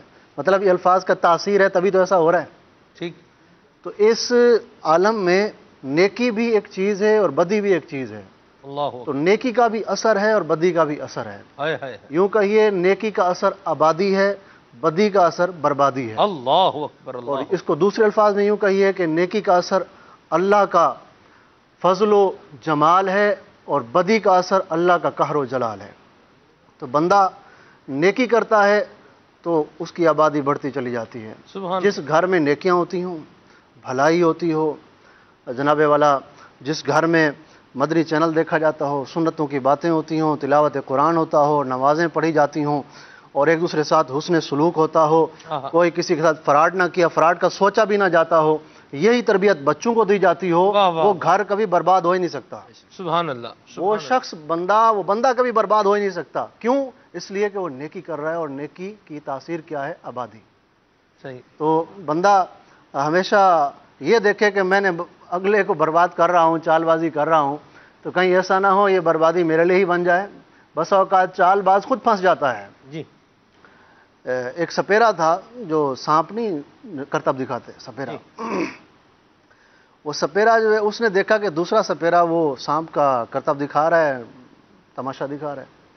اس نے دیکھا یار اس کا سانپ تو بڑا وہ ہے, یہ تو بڑے دکھا رہا ہے, میں اس کا سانپ چوری کروں گا. صحیح. اس نے ایک چال سوچی کہ میں اس کا سانپ کس طریقے سے چوری کروں. رات ہوئی, اب وہ کسی طریقے سے وہ والا سپیرا اس سانپ کو چرانے کے لیے کسی طریقے سے عقب لگایا, دیوار توڑی, اور جہاں وہ سانپ تھا اس کی وہ چیز جس میں سانپ ہوتا ہے اس کو اٹھا کر لے, ہاں پٹاری کے اندر پٹاری, اس کو اٹھا کر لے آیا. اب سانپ کا یہ تھا کہ وہ ہفتے میں ایک دن اس کا زہر لوٹ کر آتا تھا. 7-6 دن تو وہ بڑے مزے سے اس کو جو اٹھاتا کرتب دکھاتا, لیکن ایک دن ایسا ہوتا تھا کہ اس کا زہر لوٹ آتا تھا. اگر کوئی اس کو ہاتھ کرتا انسان تو وہ ڈس مارتا اور انسان مر جاتا. اب وہ چرا کر لے گیا, بڑا خوش تھا کہ یار میں نے اس کے ساتھ کیا کہ میں تو اب جیسے ہی رات ہوئی, جیسے رات گزری, صبح وہ اس کٹیرا بولے, کیا بولے لفظ, پٹاری کے اندر اس نے جیسے ہی ہاتھ ڈالا نا سانپ کو پکڑنے کے لیے کہ اس کو باہر میں لاؤں, اس کا کرتب دکھاؤں, جیسے ہی ہاتھ ڈالا وہی دن اس کا زہر لوٹنے کا دن تھا. سانپ نے اس کو ڈھنس مارا. جیسے ہی ڈھنس مارا, ڈنگ مارا, ڈس لیا سانپ نے. تو جیسے اس کو ڈھنس لیا تو اب بغیر پانی مانگے وہ بندہ وہیں ختم. ادھر وہ بندہ دعائیں کر رہا تھا جس کا سانپ تھا, کہنے لگا یا اللہ میرا مجھے سانپ اتنا قیمتی, میں اس کے بغیر کیا کروں گا, میرا کیا بنے گا, یا اللہ میرا سانپ مجھے مل جائے مل جائے مل جائے, دعائیں کر رہا ہے لیکن پتہ نہیں ہے. جیسے ہی اس کو پتہ چلا کہ ایک بندے کو سانپ نے ڈھسا ہے, وہ مر گیا ہے, وہ سجدے میں گر گیا. کہنے لگا یا اللہ شکر ہے یہ اس رات کو ہی لے گیا مجھ سے, کہیں ایسا نہ ہو آج کی رات یہ میرے پاس ہوتا اور میں ہی مر جاتا تو کیا ہوتا.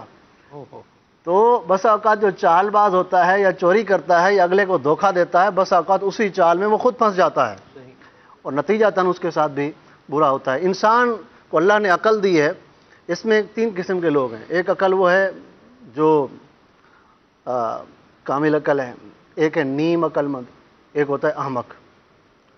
عقل مند جو ہے اس کے بارے میں اللہ تبارک و تعالیٰ نے قرآن کریم میں فرمایا ان عبادی لیس لک علیہم سلطان, یعنی ایسے لوگ کہ جو اپنی عقل کو اللہ تبارک و تعالیٰ کی فرما برداری, تقوی, پرہیزگاری کے سانچے میں ڈھال کر اللہ کی فرما برداری کرتے ہیں. تو ایسے لوگوں کے بارے میں فرمایا گیا کہ یہ وہ لوگ ہیں, یہ میرے وہ بندے ہیں کہ اے شیطان تیرا ان پر کوئی زور نہیں چلے گا. ٹھیک. اور جو نیم عقل والے ہیں وہ ہوتے ہیں کہ جو شیطان کی چال میں پھنس جاتے ہیں. شیطان طاق میں لگا رہتا ہے مسلسل, یہ وار ناکام ہوا ہے اگلا وار کروں گا, یہ وار ناکام ہوا ہے اگلا وار کروں گا. وہ پیچھے نہیں ہٹ کے بیٹھ جاتا, وہ مسلسل وار کرتا رہتا ہے. اور پھر نیم عقل والا کیا ہوتا ہے, جب اس کے اوپر شیطان حملہ کرتا ہے تو پھر وہ فوراً ہوشیار ہو جاتا ہے اور توبہ کر کے وہ پھر اللہ کے نیک بندوں میں شامل ہو جاتا ہے. اور جو احمق ہوتا ہے وہ شیطان کی چال میں پھنس جاتا ہے اور نتیجتاً وہ گناہوں میں اور پھر بڑھاپے تک گناہوں میں پڑا رہتا ہے, اور لمبی امیدیں, اور شیطان اس کو طرح طرح کی چال میں, ایک سے نکل کے دوسرے سانچے میں, ادھر سے نکالا دوسرے کھڈے میں, ادھر سے نکالا بڑے کھڈے میں, ادھر سے نکالا نہر میں, ادھر سے نکالا سمندر کے گناہوں کے سمندر میں ڈال دیا. تو نتیجتاً انسان جو ہے وہ بڑھاپے تک جو ہے وہ گناہوں میں پڑا رہتا ہے. تو چال بازی سے بچنا چاہیے اور یہ بھی سوچنا چاہیے کہ مسلمان ہوں میں, اور پیارے آقا صلی اللہ علیہ وآلہ وسلم نے تو فرمایا جو اپنے لیے پسند کرے، حدیث کا مفہوم مسلمان ہے بھائی کے لیے بھی مسلمان بھائی کے لیے وہی پسند کرے۔ کیا تم یہ پسند کرو گے یار مجھے کوئی چال بازی کرے میرے ساتھ، میرے ساتھ کوئی فراڈی کرے، میرے ساتھ کوئی دھوکہ کرے؟ نہیں، کوئی پسند نہیں کرے گا۔ جب آپ اپنے لیے پسند نہیں کر رہے تو پھر اپنے مسلمان بھائی کے لیے کیوں پسند کر رہے ہیں؟ ٹھیک ہے جی، مرحبا، ماشاءاللہ۔ افادے کے طور پر ایک بات ذکر کر دوں میں۔ سبحان اللہ۔ بعض اوقات ایسا ہوتا ہے کہ دیکھنے والے کو لگ رہا ہوتا ہے کہ یہ بھی بول رہا ہے اور 4 بندے بھی بیٹھے ہوئے ہیں، تو جو 5واں ہے اس نے بھی بولنا ہوتا ہے بعض اوقات، اور یہ بولنا خالص حکمت نہیں ہوتا۔ اب افادے کے طور پر میں ایک بات ذکر کر دوں، افادہ کیا ہے یہ بھی آپ کو جو ہے وہ پڑھتے سے پتہ چلے گا، ایسے خام خواہ تو پتہ نہیں چل جائے گا۔ تو بہرحال فائدے کے لیے، فائدہ پہنچانے کے لیے ایک بات ذکر کر دوں کہ سانپ کا تماشا، بندر کا تماشا، یہ نچانا، یہ کشتی، ریچھ کی اور کتے کی کشتی مطلب جو کرواتے ہیں، لڑواتے ہیں، بھڑواتے ہیں، یہ بھی جائز نہیں ہے اور اس کا دیکھنا بھی جائز نہیں ہے۔ یہ تماشے سانپ، اور بعض اوقات سانپ اور سانپ کی لڑائی کرواتے ہیں، اور بعض اوقات سانپ اور نیولے کی لڑائی بھی آپس میں کرواتے ہیں، اور جو ہے وہ اور بھی جیسے میں نے آپ کو مثالیں دی ہیں، ریچھ کا تماشا بھی بعض اوقات لگاتے ہیں، ریچھ نچا رہے ہوتے ہیں، بین بجا رہے ہوتے ہیں، ریچھ ناچ رہا ہوتا ہے، تو یہ بھی دیکھنا یہ جائز نہیں ہے۔ اللہ تبارک و تعالی ہمیں ان کاموں سے جو ہے وہ بچائے، برے کاموں سے محفوظ فرمائے۔ افادے کے طور پر یہ بات یہاں بنتی تھی اور اس کو یہاں بیان کیا جانا چاہیے تھا، لہذا اس کو بیان کیا گیا ہے۔ ٹھیک ہے، یہ جو انہوں نے بات کی مثال دی سانپ والی، وہ اپنی جگہ ٹھیک ہے، کیونکہ دیکھیں حدیث پاک میں کہ جنت میں کوڑا رکھنے جتنی مقدار دنیا و ما فیہا سے افضل ہے۔ اب کوڑا جنت میں ہوگا نہیں، صحیح، پھر سمجھانے کے لیے بتایا، کوڑے تو دوزخ میں ہوں گے جو پڑیں گے مجرمین کو، جی، تو مثال دینے کے لیے سمجھایا گیا۔ صحیح، انہوں نے اپنی جگہ مثال دی، وہ ماشاءاللہ نہیں مثال درست، بات اپنی جگہ، بات جو افادہ ہے نا وہ اپنی جگہ ویلڈ ہے، مدینہ وہ ضروری ہے۔ جی، اور افادہ آئندہ بھی جہاں ضرورت ہوگی انشاءاللہ وہاں لگایا جائے گا۔ گا۔ ٹھیک ہے، چلیں بہرحال یہ ضروری ہے، یہ ضروری ہے، اور یہ الحمدللہ ہماری ایک ذمہ داری ہے، اسی کے لیے یہاں جو ہے وہ بٹھایا گیا ہے، تو ذمہ داری کے تقاضے بھی بہرحال پورے کرنے ہوتے ہیں۔ آپ گفتگو ہو رہی ہے، مزید آگے بڑھتے ہیں انشاءاللہ، کچھ ناظرین کی کالز شامل کرتے ہیں، پھر آگے بڑھتے ہیں انشاءاللہ۔ جی، کال شامل کرتے ہیں، صلو علی الحبیب صلی اللہ تعالی علی محمد۔ چلے جی، میں محمد اقبال عطاری ہند کے شہر ہلدوانی نینی تال سے عرض کر رہا ہوں۔ ماشاءاللہ سلسلہ کھلے آنکھ صلی علی کہتے کہتے جاری ہے، اپنی برکتیں لٹا رہا ہے۔ آج کا موضوع چال باز، اس پر میں یہ عرض کروں گا سلمان بھائی کہ اکثر معاشرے میں دیکھا جاتا ہے کہ جو انسان چال بازی کرے، جھوٹ، فریب، دھوکہ، یہ سارے کام کرتا ہے تو عموماً لوگ اس کو مطلب کہ ایک اہمیت دیتے کہ یار یہ واقعی بہت مطلب کہ کامیاب بندہ ہے، بہت تیز ہے، بہت ایکٹیو ہے، بہت یوں ہیں، تو دنیا بھر کی باتیں جو ہے لوگ اس کی تعریف کرتے ہیں۔ اور ایک یہ بھی پہلو دیکھا جاتا ہے کہ کوئی اگر بندہ شریف النفس ہے، چال باز نہیں ہے، دھوکہ نہیں دیتا، جھوٹ نہیں بولتا، اس کے بارے میں عموماً یہ ذہن بناتا ہے ارے بھائی یہ تو بڑا سیدھا بندہ ہے، یہ تو بڑا مطلب یہ کہ سست انسان ہے، کچھ نہیں کر پائے گا، یہ کچھ کرنے والا نہیں ہے، یہ کوئی دنیا کے کام کاج میں کوئی مطلب ترقی نہیں کر پائے گا، اس طرح کا ذہن بنا ہوا ہے، اور اس کو سمجھتے ہیں کہ یہ بالکل ہی بیکار ہے۔ جو سیدھا سادہ ہے، نیک طبیعت ہے، جو چال باز ہے، اس کو بولتے ہیں کہ یار یہ بہت بندہ قابل ہے، بہت قابل ہے۔ جی آصف بھائی کیا تبصرہ کریں گے ان کے کال پر؟ دیکھیں حدیث پاک ہے کہ جنت میں جو اکثر لوگ ہیں نا وہ سیدھے سادے ہی ہوں گے، سبحان اللہ۔ اکثر اہل جنت حدیث پاک میں سیدھے سادے ہوں گے، اور چال بازیوں کی سزا جو ہے نا وہ دوزخ کی صورت میں ہے۔ تو اس لیے بندہ وہی بات، انجام کی بات آ گئی کہ دنیا میں اگرچہ وہ زیادہ جو ہے وہ اس کو قابل کہا جا رہا ہے، تو اسے قابل کہنے والے بھی وہی لوگ ہوتے ہیں صحیح ہے، جو اسی کی جو ہے نا فیلڈ کے لوگ ہوتے ہیں، اسی کے پیٹی بھائی ہوتے ہیں، جو مطلب دیکھتے ہیں کہ بھئی یہ جو ہے نا بندہ وہ اس کو قابل کہتے ہیں۔ حالانکہ جو دین سمجھتا ہے، جو قرآن سمجھتا ہے، جو حدیث سمجھتا ہے، جو انسانیت کو سمجھتا ہے، جو دھوکے بازی کے جو مضمرات ہیں، جو غلط جو چیز خرابیاں ہیں ان کو سمجھتا ہے، اور معاشرے پہ اس کے اثرات کو سمجھتا ہے، وہ کبھی بھی ایسے بندے کی تعریف نہیں کرے گا، تو اس چیز کو قابل تعریف سمجھا ہی نہیں جائے گا۔ یہ اچھا آپ دیکھیں نا، دھوکہ ایسی چیز ہے کہ ہمارا دین جو ہے وہ کہتا ہے کافر کو بھی دھوکہ نہیں دینا۔ اللہ اکبر، ہاں جی، کافر تک کو دھوکہ دینے سے منع کیا گیا، تو پھر ایک مسلمان اس کو دھوکہ دینا، تو یہ اس کو کون جو ہے نا وہ عقل مند آدمی، کون عقل مند آدمی اس کو اچھا کہے گا؟ یقیناً یہ بری ہے، اور جو برائی ہے اس کو ہر عقل والا ذی شعور آدمی برا ہی کہے کہے گا، گا، اچھا کبھی نہیں کہے گا. صحیح جی. ایک بات یہاں عرض کرنا چاہوں گا، جب آپ اپنے دام میں سیاد آ جاتا ہے تو بسا اوقات اسی شریف آدمی کی طرف دعا کروانے کے لیے آتا ہے. صحیح. پھر یہ شریف آدمی ایسا عقل مند ہوتا ہے کہ جانتا ہے یہ دھوکہ دینے والا کام کر رہا ہے، اس میں پھنسا ہے، اب دعا کروانے کے لیے آیا ہے، تو یہ نہیں کہتا کہ اللہ تعالیٰ تیرے دھوکے میں تجھے کامیاب کرے، بلکہ اس طرح کی دعا دیتا ہے کہ جس سے تیری بھی دھوکے سے جان چھوٹ جائے اور اس کی بھی چھوٹ جائے. بھی جان چھوٹ. اب مجھے بتائیے کہ جس کو چال باز یا چالاک یا ہوشیار، چال باز تو پھر دوسرے معنی میں آ گیا، جس کو ہوشیار یا سمجھدار گردانا جا رہا ہے ان معنی کے اندر وہ سمجھدار ہے. یہ جو دعا یہ کر رہا ہے کہ تیری بھی دھوکے سے جان چھوٹ جائے، جس کو تو دھوکہ دے رہا ہے اس کی بھی چھوٹ جائے، دونوں میں سے سمجھدار کون ہے؟ فیصلہ آپ کریں. اللہ اللہ. اچھا میں وہ ایک بات کر دوں، وہ بیچ میں رہ جائے گی.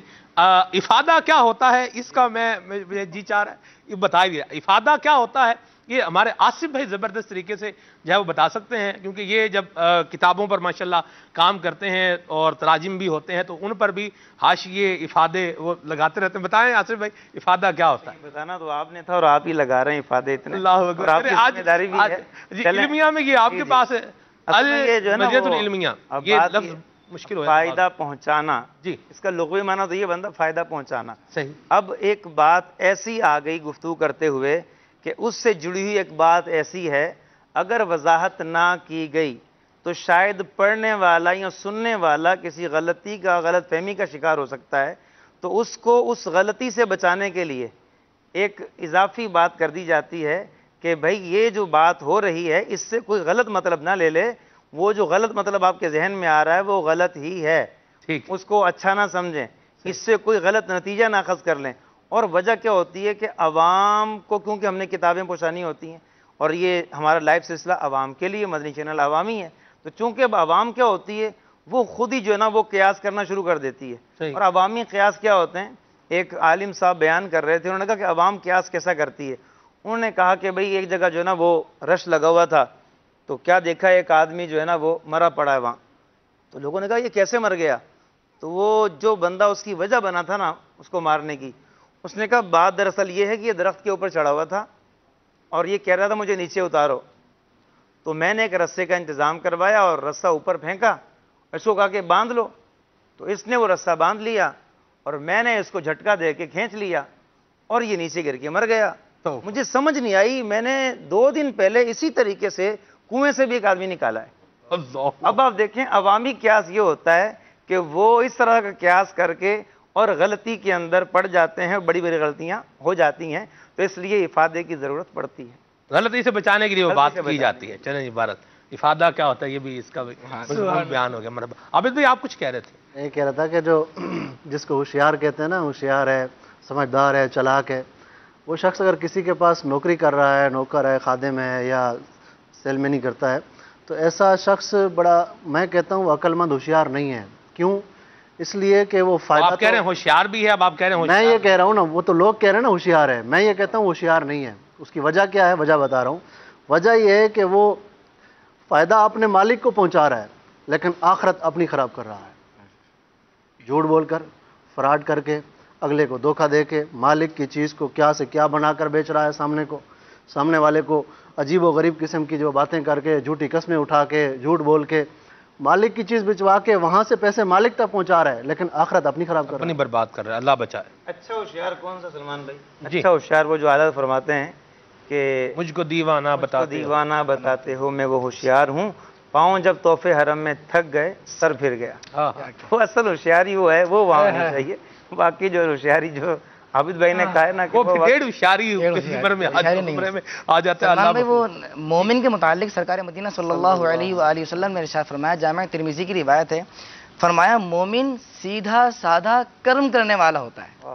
مومن کی پہچان ہی ہے کہ وہ ڈیڑھ ہوشیاریاں نہیں کرتا، وہ چال بازیاں نہیں کرتا. فرمایا مومن سیدھا سادہ کرم کرنے والا ہوتا ہے. جبکہ فاسق کے متعلق ارشاد فرمایا فاسق مکار اور کمینہ ہوتا ہے. توبہ. اللہ بچا، اللہ بچا. اللہ کے نبی اس طرح کے القابات دے دیں اسے، اس کا کیا حال ہوگا؟ اس کو غور کر لینا چاہیے اپنے آپ پر اور اس بری خصلت سے نکل آنا چاہیے. اللہ بچائے. فرما رہے ہیں اس کے مطابق. جی چلیں جی آگے بڑھتے ہیں، کال شامل کرتے ہیں.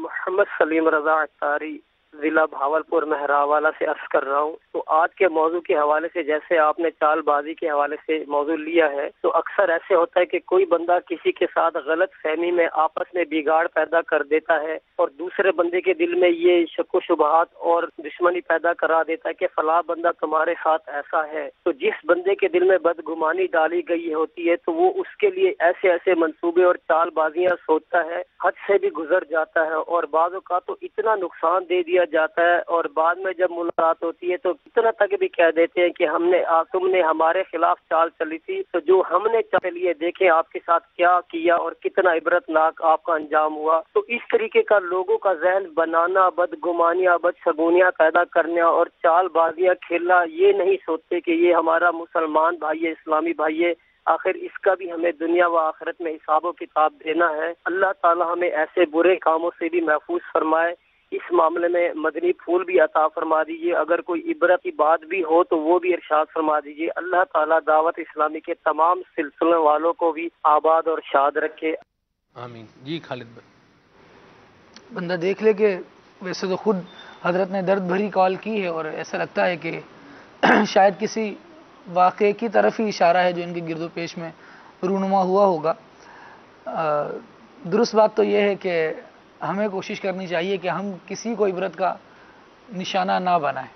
ہم اپنی کوشش سے بسا اوقات ہوتا ہے کہ کسی کو پنش کرتے ہیں، سزا دیتے ہیں، اور ہم کسی پر قدرت پا لیتے ہیں تو سوچتے ہیں کہ اب اس کو نیچا دکھا دیں اور اس کو دوسروں کے لیے عبرت بنا دیں۔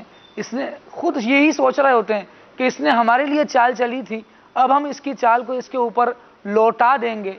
اگر واقعتاً اس نے چال چلی بھی تھی تو آپ معاف کر دیجئے، معاف کرنے سے چھوٹے نہیں ہوں گے۔ وہ الگ بات ہے کہ بندہ ایک وقت میں طیش میں ضرور ہوتا ہے، مجھے کسی نے کچھ کہا تھا تو جب وہ سامنے آئے گا تو طیش ضرور آئے گا، غصہ ضرور آئے گا، اشتعال ضرور آئے گا، لیکن اسی وقت اپنے آپ پر قابو پانا ہے کہ اللہ تبارک و تعالیٰ جتنی ہم اس بندے پر قدرت رکھتے ہیں، اللہ تبارک و تعالیٰ اس سے زیادہ قدرت ہم پر رکھتا ہے۔ مدینہ مدینہ، مرحبا، ماشاءاللہ، بڑے اچھے مدنی پھول عطا فرمائے۔ اور ایک بات جو مزید اس میں ہونی چاہیے وہ یہ بھی ہے کہ نہ آپ بدگمان ہوں نہ بدگمان کریں۔ چھوٹی سی بات ہے، مجھے اگر آ کے کوئی میرے سلسلے میں آنے والے مبلغ کے حوالے سے بدگمان کر رہا ہے تو مجھے بدگمان ہونا نہیں چاہیے، ٹھیک ہے؟ اور جو بدگمانی والی بات اس طرح آ کے چغلی کھا رہا ہے تو اس بندے کی بھی پذیرائی نہیں ہونی چاہیے، اور پھر بدگمانی کا شکار ہو کر اگلے بندے کے لیے بھی پرابلم نہیں کرنی چاہیے۔ تو اب یہ جو کسی نے بدگمانی میں ڈالا، یہ بدگمان ہو گیا، بدگمان ہو کر یہ اگلے کے لیے نقصان کر رہا ہے، تو یہ وہ ہوتا ہے نا، خود بھی ڈوبے ہیں، اگلوں کو بھی مطلب ڈبا رہے ہیں، تو اس طرح نہیں ہونا چاہیے۔ بدگمانی کتاب مکتبۃ المدینہ کی یہ خرید لیں اور اس کو پڑھ لیں، انشاءاللہ اللہ نے چاہا تو بڑی بہتری ہوگی، اللہ ہمیں بچائے۔ یہ ابھی انہوں نے کہا کہ کسی کے ساتھ دھوکہ ہو جاتا ہے تو جب اس کو موقع ملتا ہے کہ جس نے میرے ساتھ دھوکہ کیا تھا تو وہ اس کو بتاتا ہے کہ دیکھو تم نے میرے ساتھ کیا تھا، میں بھی تمہارے ساتھ یہ جو کر رہا ہوں یہ چال بازی دھوکہ کر رہا ہوں۔ جبکہ ہمارے بزرگان دین رحمہم اللہ المبین کا یہ عمل تھا۔ حضرت عبداللہ خیاط رحمۃ اللہ تعالیٰ علیہ کا واقعہ ہے، احترام مسلم میں امیر اہل سنت نے لکھا ہے، بڑا ہی مشہور ہے کہ آپ کے پاس ایک آتش پرست کپڑے سلوانے آتا تھا اور اجرت میں کھوٹا سکہ دے جایا کرتا تھا۔ تو آپ رحمۃ اللہ تعالیٰ علیہ ایک مرتبہ نہیں تھے تو آپ کے شاگرد نے اس کو کپڑے دیے تو کھوٹا سکہ اس نے دیا، اس نے نہیں لیا، واپس کر دیا۔ جب آپ کو واپس آیا، آپ کو معلوم ہوا، آپ نے فرمایا کہ بھائی تم نے کھوٹا سکہ کیوں نہیں لیا؟ حالانکہ میں جان بوجھ کر لیتا رہا ہوں، جان بوجھ کے لیتا رہا ہوں۔ کہا بھائی کیوں لیتے رہے حضور آپ؟ کہا میں اس لیے لیتا رہا ہوں، اب یہ نہیں کہ اس کو دیا واپس اس سے بدلہ لیا، بلکہ فرمایا میں تو اس لیے لیتا رہا ہوں کہ کہیں ایسا نہ ہو میرے دوسرے مسلمان بھائی کو یہ جا کے دھوکہ دے دے۔ تو بزرگان دین رحمہم اللہ المبین چاہتے تھے کہ دوسروں کو بھی نہ دھوکہ ملے اور ہمارا مسلمان بھائی بھی اس سے بچ کر رہے۔ ماشاءاللہ۔ اچھا، اس کال کو رسپونڈ کرتے ہوئے ایک بات اور کہوں گا کہ اگر کوئی میرے پاس آ کر کسی کے بارے میں مجھے بدگمان کر رہا ہے تو پہلے تو مجھے ہی چوکنا ہو جانا چاہیے کہ دیکھیں میرے دل میں اس کی برائی پیدا کرنا چاہ رہا ہے، تو پہلے تو اسی سے بات کر لوں کہ بھئی واقعتاً ایسی بات ہے، کیا مسئلہ ہے، کیوں ہے اس نے ایسا کیوں، تھوڑی سی اس سے ڈیٹیل لے لوں، اور پھر جس بندے کے بارے میں بات کی گئی نا اس کے دل میں بدگمانی کو جگہ نہ دے لوں، اس سے بھی بات کر لوں کہ آپ یقین مانیں اس کا ایسا حل ہے نا، کوئی آپ کو یوں بتا رہا ہے آپ فوراً نمبر ملائیں، اس کو فون کر دیں، یہ آپ کے بارے میں ایسا کہا ہے، اتنی بات پوچھ لیں، 2 اور 2 4 مطلب ہو جائیں گے. میرے خیال سے تو بسا اوقات نمبر ڈائل کرنے میں ہی اب فل اسٹاپ کام ہو جائے گا. ایسی بات. ہاں جی نہ ملا ہے نمبر, اور اگر روک دیں پھر رک بھی جانا چاہیے. اب اس بیچارے کو بھی اس کی بھی پردہ ڈھک دیں, اس کو بھی ذلیل نہ کریں. آدھے سے زیادہ امن و امان ایسے ہی برقرار ہو جائے گا. مدینہ مدینہ. ایک مرحبا. بات ہے سلمان بھائی, دیکھیں آپ صحیح مسلم شریف کی حدیث مبارکہ نبی پاک صلی اللہ علیہ وسلم نے خانہ کعبہ کی طرف اشارہ کیا اور فرمایا کہ بیت اللہ تیری بڑی عظمت ہے, اللہ اکبر. تیری بڑی شان ہے, تیری بڑا مقام ہے, لیکن ایک مسلمان کی عزت اللہ اور اس کا احترام تجھ سے بڑھ کر ہے. مدینہ اب مدینہ. بندہ غور کرے کہ کیا ہم جو ہے وہ نعوذ باللہ خانہ کعبہ کے پردے کو کھینچیں گے؟ اللہ. کیا ہم خانہ کعبہ پہ ہاتھ چلا سکتے ہیں؟ کیا ہم خانہ کعبہ کو نقصان پہنچا سکتے ہیں؟ اس کا اتنا مقام ہے, تو پھر جس کے مقام و مرتبہ جس مسلمان کا, مومن کا, کلمہ گو کا نبی پاک علیہ السلام نے اس سے بھی بڑا کر دیا ہے, تو اسے تکلیف دینا, ہائے ہائے. اسے دھوکہ دینا, اس پہ ہاتھ اٹھانا, اس پہ ظلم کرنا, یہ کس قدر جو ہے نا قبیح اور بری بات ہے. مدینہ مدینہ. بڑے پیارے انداز میں مدنی پھول دیے ماشاءاللہ. مرحبا. مزید کال شامل کرتے ہیں. جی وقار بھائی کے لیے بھی میسیج آ گیا ہے, نہ سنا دیں مدینے قافلے جاتے ہیں میں بھی آؤں گا. سبحان اللہ. ٹھیک ہے جی مرحبا. وقار بھائی کے بارے میں بھی ابھی یہ کوئی سوچ رہا ہوگا کہ یہ سارے بول رہے ہیں یہ خاموش ہیں. قاری عجب گل ان کے بارے میں کوئی سوچ رہا ہوگا کہ سارے بول رہے ہیں یہ خاموش ہیں. تو جب یہ بولتے تھے تب سارے خاموش تھے, اب جب سب بولیں گے تو ایک ہی وقت میں سارے بولیں گے تو پھر سلسلہ کہیں اور ہی چلا جائے گا, کچھ اور ہی بڑھ جائے گا. سننا اس طرف تو خاموش ہونا واجب ہو جاتا اللہ ہے. اکبر. ماشاءاللہ. چلے جی وقار بھائی کی باری بھی آنے والی ہے انشاءاللہ. چلیے جی. محمد عمران اتاری عرض کر رہا ہوں, پیارے سلمان بھائی سے یہ عرض ہے میری کہ آج چال بازی, دھوکہ بازی عام ہے, اور زیادہ تر دیکھا گیا ہے کہ بزنس کے اندر, تجارت کے اندر یہ بہت زیادہ ہوتا ہے. بعض لوگ تو بولتے ہیں کہ بھائی بزنس میں چال بازی, دھوکہ بازی کی جا سکتی ہے, اس پر کچھ خلاصہ کلام فرمائیں. جی کافی مدنی پھول عمران بھائی بیان ہوئے بھی ہیں. عابد بھائی کچھ اس پہ ہلکا سا تبصرہ کر دیں پھر انشاءاللہ آگے بڑھتے ہیں. جی تو وہی نا حدیث پاک ہے نا کہ جو جھوٹ بولتا ہے اور جھوٹ بول کے چیز بیچتا ہے وہ چیز تو بک جاتی ہے لیکن برکت اٹھ جاتی ہے. تو جو تاجر ہے بارے میں بھی یہی جی قسم کرتا ہے. قسم کرتا ہے. تو اب جو ہے یہ تاجر کو سوچنا چاہیے کہ میرے, ہر تاجر کی یہی خواہش ہوتی ہے کہ میرے رزق میں برکت ہو, میرے کام میں برکت ہو. تو برکت کیسے ہوگی؟ اللہ تعالیٰ کا خوف رکھے دل میں اور خوب اچھے طریقے سے تجارت کرے گا تو انشاءاللہ اچھا تاجر جو ہے وہ, امانت دار تاجر جو ہے قیامت کے دن انبیاء کے ساتھ ہوگا. اللہ اللہ. سبحان اللہ سبحان اللہ. مرحبا.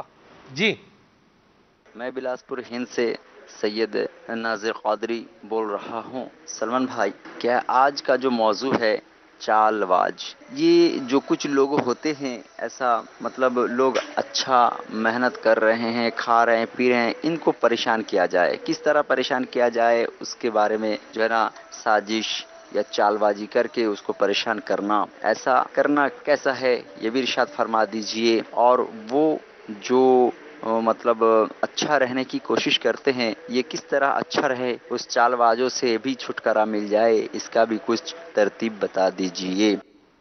مرحبا سید بھائی. آپ کے سوال کے جواب میں قرآن کریم کی ایک آیت مبارکہ ہے, اس کا جز آپ کو سنا دیتا ہوں. پارہ 22 ہے اور سورہ فاطر ہے اور اس کی آیت نمبر ہے 43. اس کا ایک جز ہے تفسیر سیاۃ الجنان کے اندر. مدنی چینل کے ذریعے سے آپ نے یہ سیاۃ الجنان کی جو اپلیکیشن ہے اس کا بھی آپ نے مدنی گلدستہ دیکھا ہوا ہے. آج آپ کو ایک اور بھی مدنی گلدستہ دکھاتے ہیں. تو اسی الحمدللہ اپلیکیشن سے جو الحمدللہ آئی ٹی ڈپارٹمنٹ دعوت اسلامی کا اس نے جاری کی ہے, آپ کو پلے اسٹور سے, ایپ اسٹور سے مل جائے گی. اس سے میں آپ کو یہ سناتا ہوں. اللہ کریم نے ارشاد فرمایا وَلَا يَحِيقُ الْمَكَرُ السَّيِّئُ إِلَّا بِأَهْلِهِ, اور برا مکر و فریب اپنے چلنے والے ہی پر پڑتا ہے. اتنی بات جو ہے یہ کافی ہے. یہ اللہ تعالیٰ کا فرمان ہے. اللہ تعالیٰ ہمیں چال بازی سے محفوظ فرمائے اور مسلمانوں کو دھوکہ دینے کے لیے اگر سلمان بھائی جی 2 باتیں عرض کر دوں بچنے کے لیے.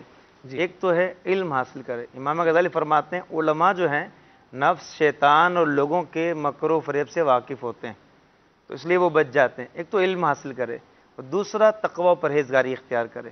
جتنا تقوی پرہیزگاری ہوگا اتنا جو ہے وہ مومن کی فراست بڑھے گی. کیونکہ حدیث پاک میں اتقوا فراست المؤمن فإنه ينظر بنور اللہ, کہ مومن کی فراست سے ڈرو. اب یہ مومن کیا ہے؟ کامل مومن جو تقوی اختیار کرے, پرہیزگاری اختیار کرے, مستحبات سنتوں ان کا عامل ہو.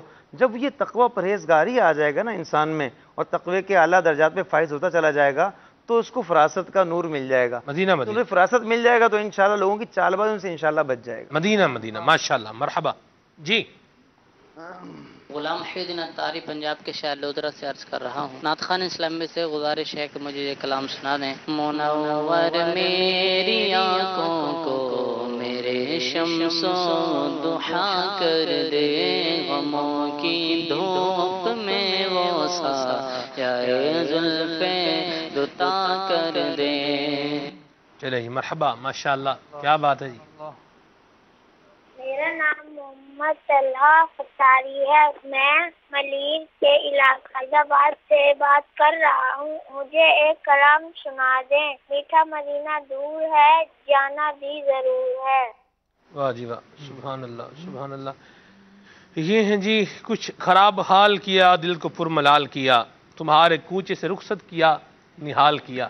ابھی تو صورتحال یہ ہے کہ اے حسن قصد مدینہ نہیں، رونا ہے یہی، اور کس بات کا میں آپ سے شکوا کرتا. قافلے الحمدللہ روانہ ہونا شروع ہو گئے ہیں، حج کی فلائٹیں شروع ہو گئی ہیں. میری معلومات تو یہ تھی کہ کچھ دیر بعد ہوگا، لیکن الحمدللہ یہ سلسلہ کار شروع ہو چکا ہے. پہلی فلائٹ باب المدینہ کراچی سے 300 عازمین حج کو لے کر مدینہ طیبہ روانہ ہو چکی ہے، اور مزید بھی ماشاءاللہ جانے والے یہ تیاریاں کر رہے ہیں، جائیں گے. کچھ ایسے ہیں کہ جن کے لیے مجدہ تو ہے جائیں گے لیکن ابھی جا نہیں پا رہے. کچھ ایسے ہیں جنہوں نے کاغذات بھی جمع کروائے ہوں گے، ان کا نام نہیں آیا ہوگا. کوئی وہ ہوں گے جو کوشش کر رہے ہوں گے اور ان کا نظام نہیں بن رہا ہوگا. اور کچھ بیچارے ایسے بھی ہوں گے جو خالی بس تڑپ کا ہی جو ہے وہ معاملہ ہوگا اور دل میں ایک ارمان ہی ہوگا.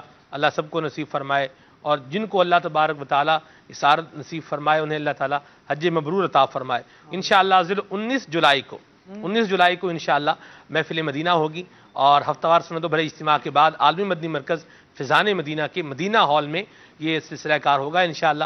امیر سنت نے حاجیوں کو بالخصوص دعوت دی ہے، اور بلکہ جن کے دل میں یہ ارمان ہے، تڑپ ہے، ان کو بالخصوص دعوت دی ہے کہ آئیں اور اس محفل کے اندر ضرور شرکت کریں. محفل مدینہ انشاءاللہ مدنی چینل پر براہ راست بھی ٹیلی کاسٹ ہوگی انشاءاللہ. بڑی ذوق والی یہ محفل مدینہ ہوتی ہے، اور بڑا زبردست ایک ماشاءاللہ ذوق شوق ہوتا ہے. ضرور شرکت کرنی چاہیے، اور مدنی چینل پر اس کو دیکھنا بھی چاہیے. بہت یعنی آپ کی زندگی کا ایک زبردست جو ہے نا تجربہ ہوگا اگر پہلے آپ نے اس طرح کی جو ہے وہ محفل مدینہ میں شرکت نہیں کی تو.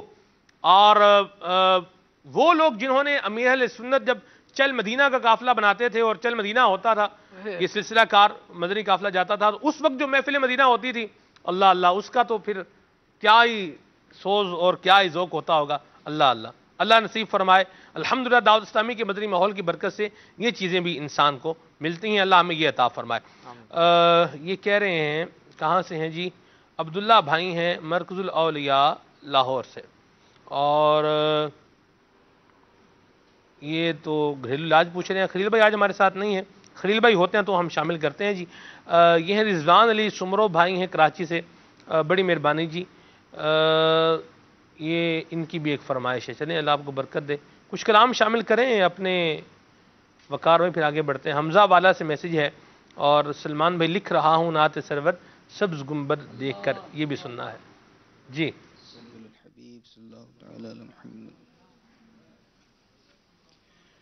منور میری آنکھوں کو میرے شمس و ضحیٰ کر دے. منور میری آنکھوں کو، منور میری آنکھوں کو میرے شمس و ضحیٰ کر دے. منور میری آنکھوں کو میرے شمس و ضحیٰ کر دے. منور میری آنکھوں کو میرے شمس و ضحیٰ کر دے. غموں کی دھوپ میں وہ سایہ زلف دوتا کر دے. غموں کی دھوپ میں وہ سایہ زلف دوتا کر دے، منور میری آنکھوں کو میرے شمس و ضحا کر دے، جہاں بانی عطا کر دے، بھری جنت ہی با کر دے، جہاں بانی عطا کر دے، بھری جنت ہی با کر دے، نبی مختار کل ہے جس کو جو چاہے عطا کر دے، نبی مختار کل ہے جس کو جو چاہے عطا کر دے، نبی مختار کل ہے جس کو جو چاہے عطا کر دے، جہاں میں ان کی چلتی ہے وہ دم میں کیا سے کیا کر دے، جہاں میں ان کی چلتی ہے وہ دم میں کیا سے کیا کر دے، زمین کو آسمان کر دے، سریا کو سرا کر دے، زمین کو آسمان کر دے، سریا کو سرا کر دے، نبی مختار کل ہے جس کو جو چاہے عطا کر دے، خراب حال کیا دل کو پرملال کیا، تمہارے کوچ سے رخصت کیا، نہال کیا، تمہارے کوچ سے رخصت کیا، نہال کیا،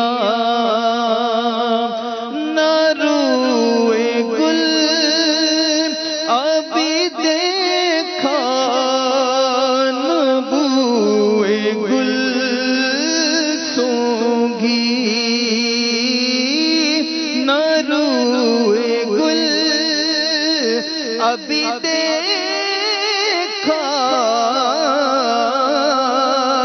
نہ بوئے گل سونگھی، قضا نے لا کے قفس میں شکست بال کیا، یہ رائے کیا تھی وہاں سے پلٹنے کی، اے نفس یہ رائے کیا تھی وہاں سے پلٹنے کی، ہے نفسی تنگر الٹی چھری سے ہمیں حلال کیا، تمہارے کوچ سے رخصت کیا، نہال کیا۔ ماشاءاللہ، مدنی پھول بھی شامل ہو رہے ہیں، کلام بھی شامل ہوئے ہیں، آئیے یہاں پر ایک مدنی گلدستہ شامل کرتے ہیں، کیا مہکتے ہیں مہکنے والے۔ صلو علی الحبیب صلی اللہ تعالی علی محمد صلی اللہ علیہ وآلہ وسلم۔ مدنی چینل کے ناظرین، مدنی چینل کے سلسلے کھلے آنکھ صلی علی کہتے کہتے میں ہمارا یہ سیگمنٹ ہوتا ہے کیا مہکتے ہیں مہکنے والے۔ ہمارے آقا مدینے والے مصطفیٰ صلی اللہ تعالی علیہ وآلہ وسلم اتنے خوشبودار ہیں، اتنے مہک والے ہیں کہ بہترین سے بہترین عطر بھی آپ صلی اللہ علیہ وآلہ وسلم کے مبارک پسینے کی مہک کا مقابلہ نہ کر سکیں۔ ہمارے آقا مدینے والے مصطفیٰ صلی اللہ علیہ وآلہ وسلم سراپا معجزات ہیں۔ تو نبی کریم رؤوف الرحیم صلی اللہ علیہ وآلہ وسلم کے مبارک وجود میں سے مہک آتی تھی، بلکہ آپ صلی اللہ علیہ وآلہ وسلم جس راہ سے گزر جاتے قدموں کی برکت سے راستے مہک جاتے تھے۔ ہاں حدیث پاک میں حضرت انس بن مالک رضی اللہ تعالیٰ عنہ سے روایت ہے کہ سرکار مدینہ صلی اللہ علیہ وآلہ وسلم جب مدینہ شریف کے راستوں میں سے کسی راستہ سے گزر جاتے تو اس راستے سے کستوری جیسی خوشبو مہکتی رہتی۔ جب لوگ اس کو سونگھتے تو کہتے کہ رسول اللہ صلی اللہ تعالی علیہ وآلہ وسلم کا اس راستے سے گزر ہوا ہے۔ اعلیٰ حضرت امام اہل سنت کیا خوب فرماتے ہیں نا کہ ان کی مہک نے دل کے غنچے کھلا دیے ہیں، ان کی مہک نے دل کے غنچے کھلا دیے ہیں، جس راہ چل دیے ہیں، جس راہ چل دیے ہیں، کوچے بسا دیے ہیں، ان کی مہک نے دل کے۔ تو یہ دل کے غنچے بھی کھلا دیتی ہے ان کی مہک، اور جس راہ سے گزر جاتے ہیں وہ راستے بھی مہکنے لگ جاتے ہیں۔ صحابہ کرام علیہم رضوان نبی پاک صلی اللہ علیہ وآلہ وسلم کی مبارک مہک کو سونگھ لیتے تھے اور کہتے تھے اس راستے سے اللہ کے حبیب علیہ السلام گزرے ہیں، دیکھا نہیں، صرف مہک سے، اس گلی سے خوشبو جو ایسی آ رہی ہے، یقیناً اللہ کے حبیب علیہ السلام کا یہاں سے گزر ہوا ہے۔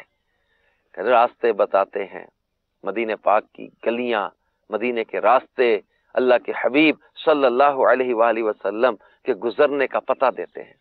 بلکہ ایک اور روایت میں ہے، حضرت جابر رضی اللہ تعالیٰ عنہ فرماتے ہیں کہ سرکار مدینہ صلی اللہ علیہ وآلہ وسلم میں کچھ اوصاف ایسے بھی تھے کہ جب حضور صلی اللہ علیہ وآلہ وسلم کسی راستے سے گزر جاتے تو کوئی شخص آپ کے پیچھے آتا تو وہ آپ کے پسینے کی خوشبو کی وجہ سے جان لیتا کہ نبی اکرم صلی اللہ علیہ وآلہ وسلم کا یہاں سے گزر ہوا ہے۔ اور جب آپ صلی اللہ علیہ وآلہ وسلم کسی پتھر اور درخت کے پاس سے گزرتے تو وہ آپ کو سجدہ کرتا۔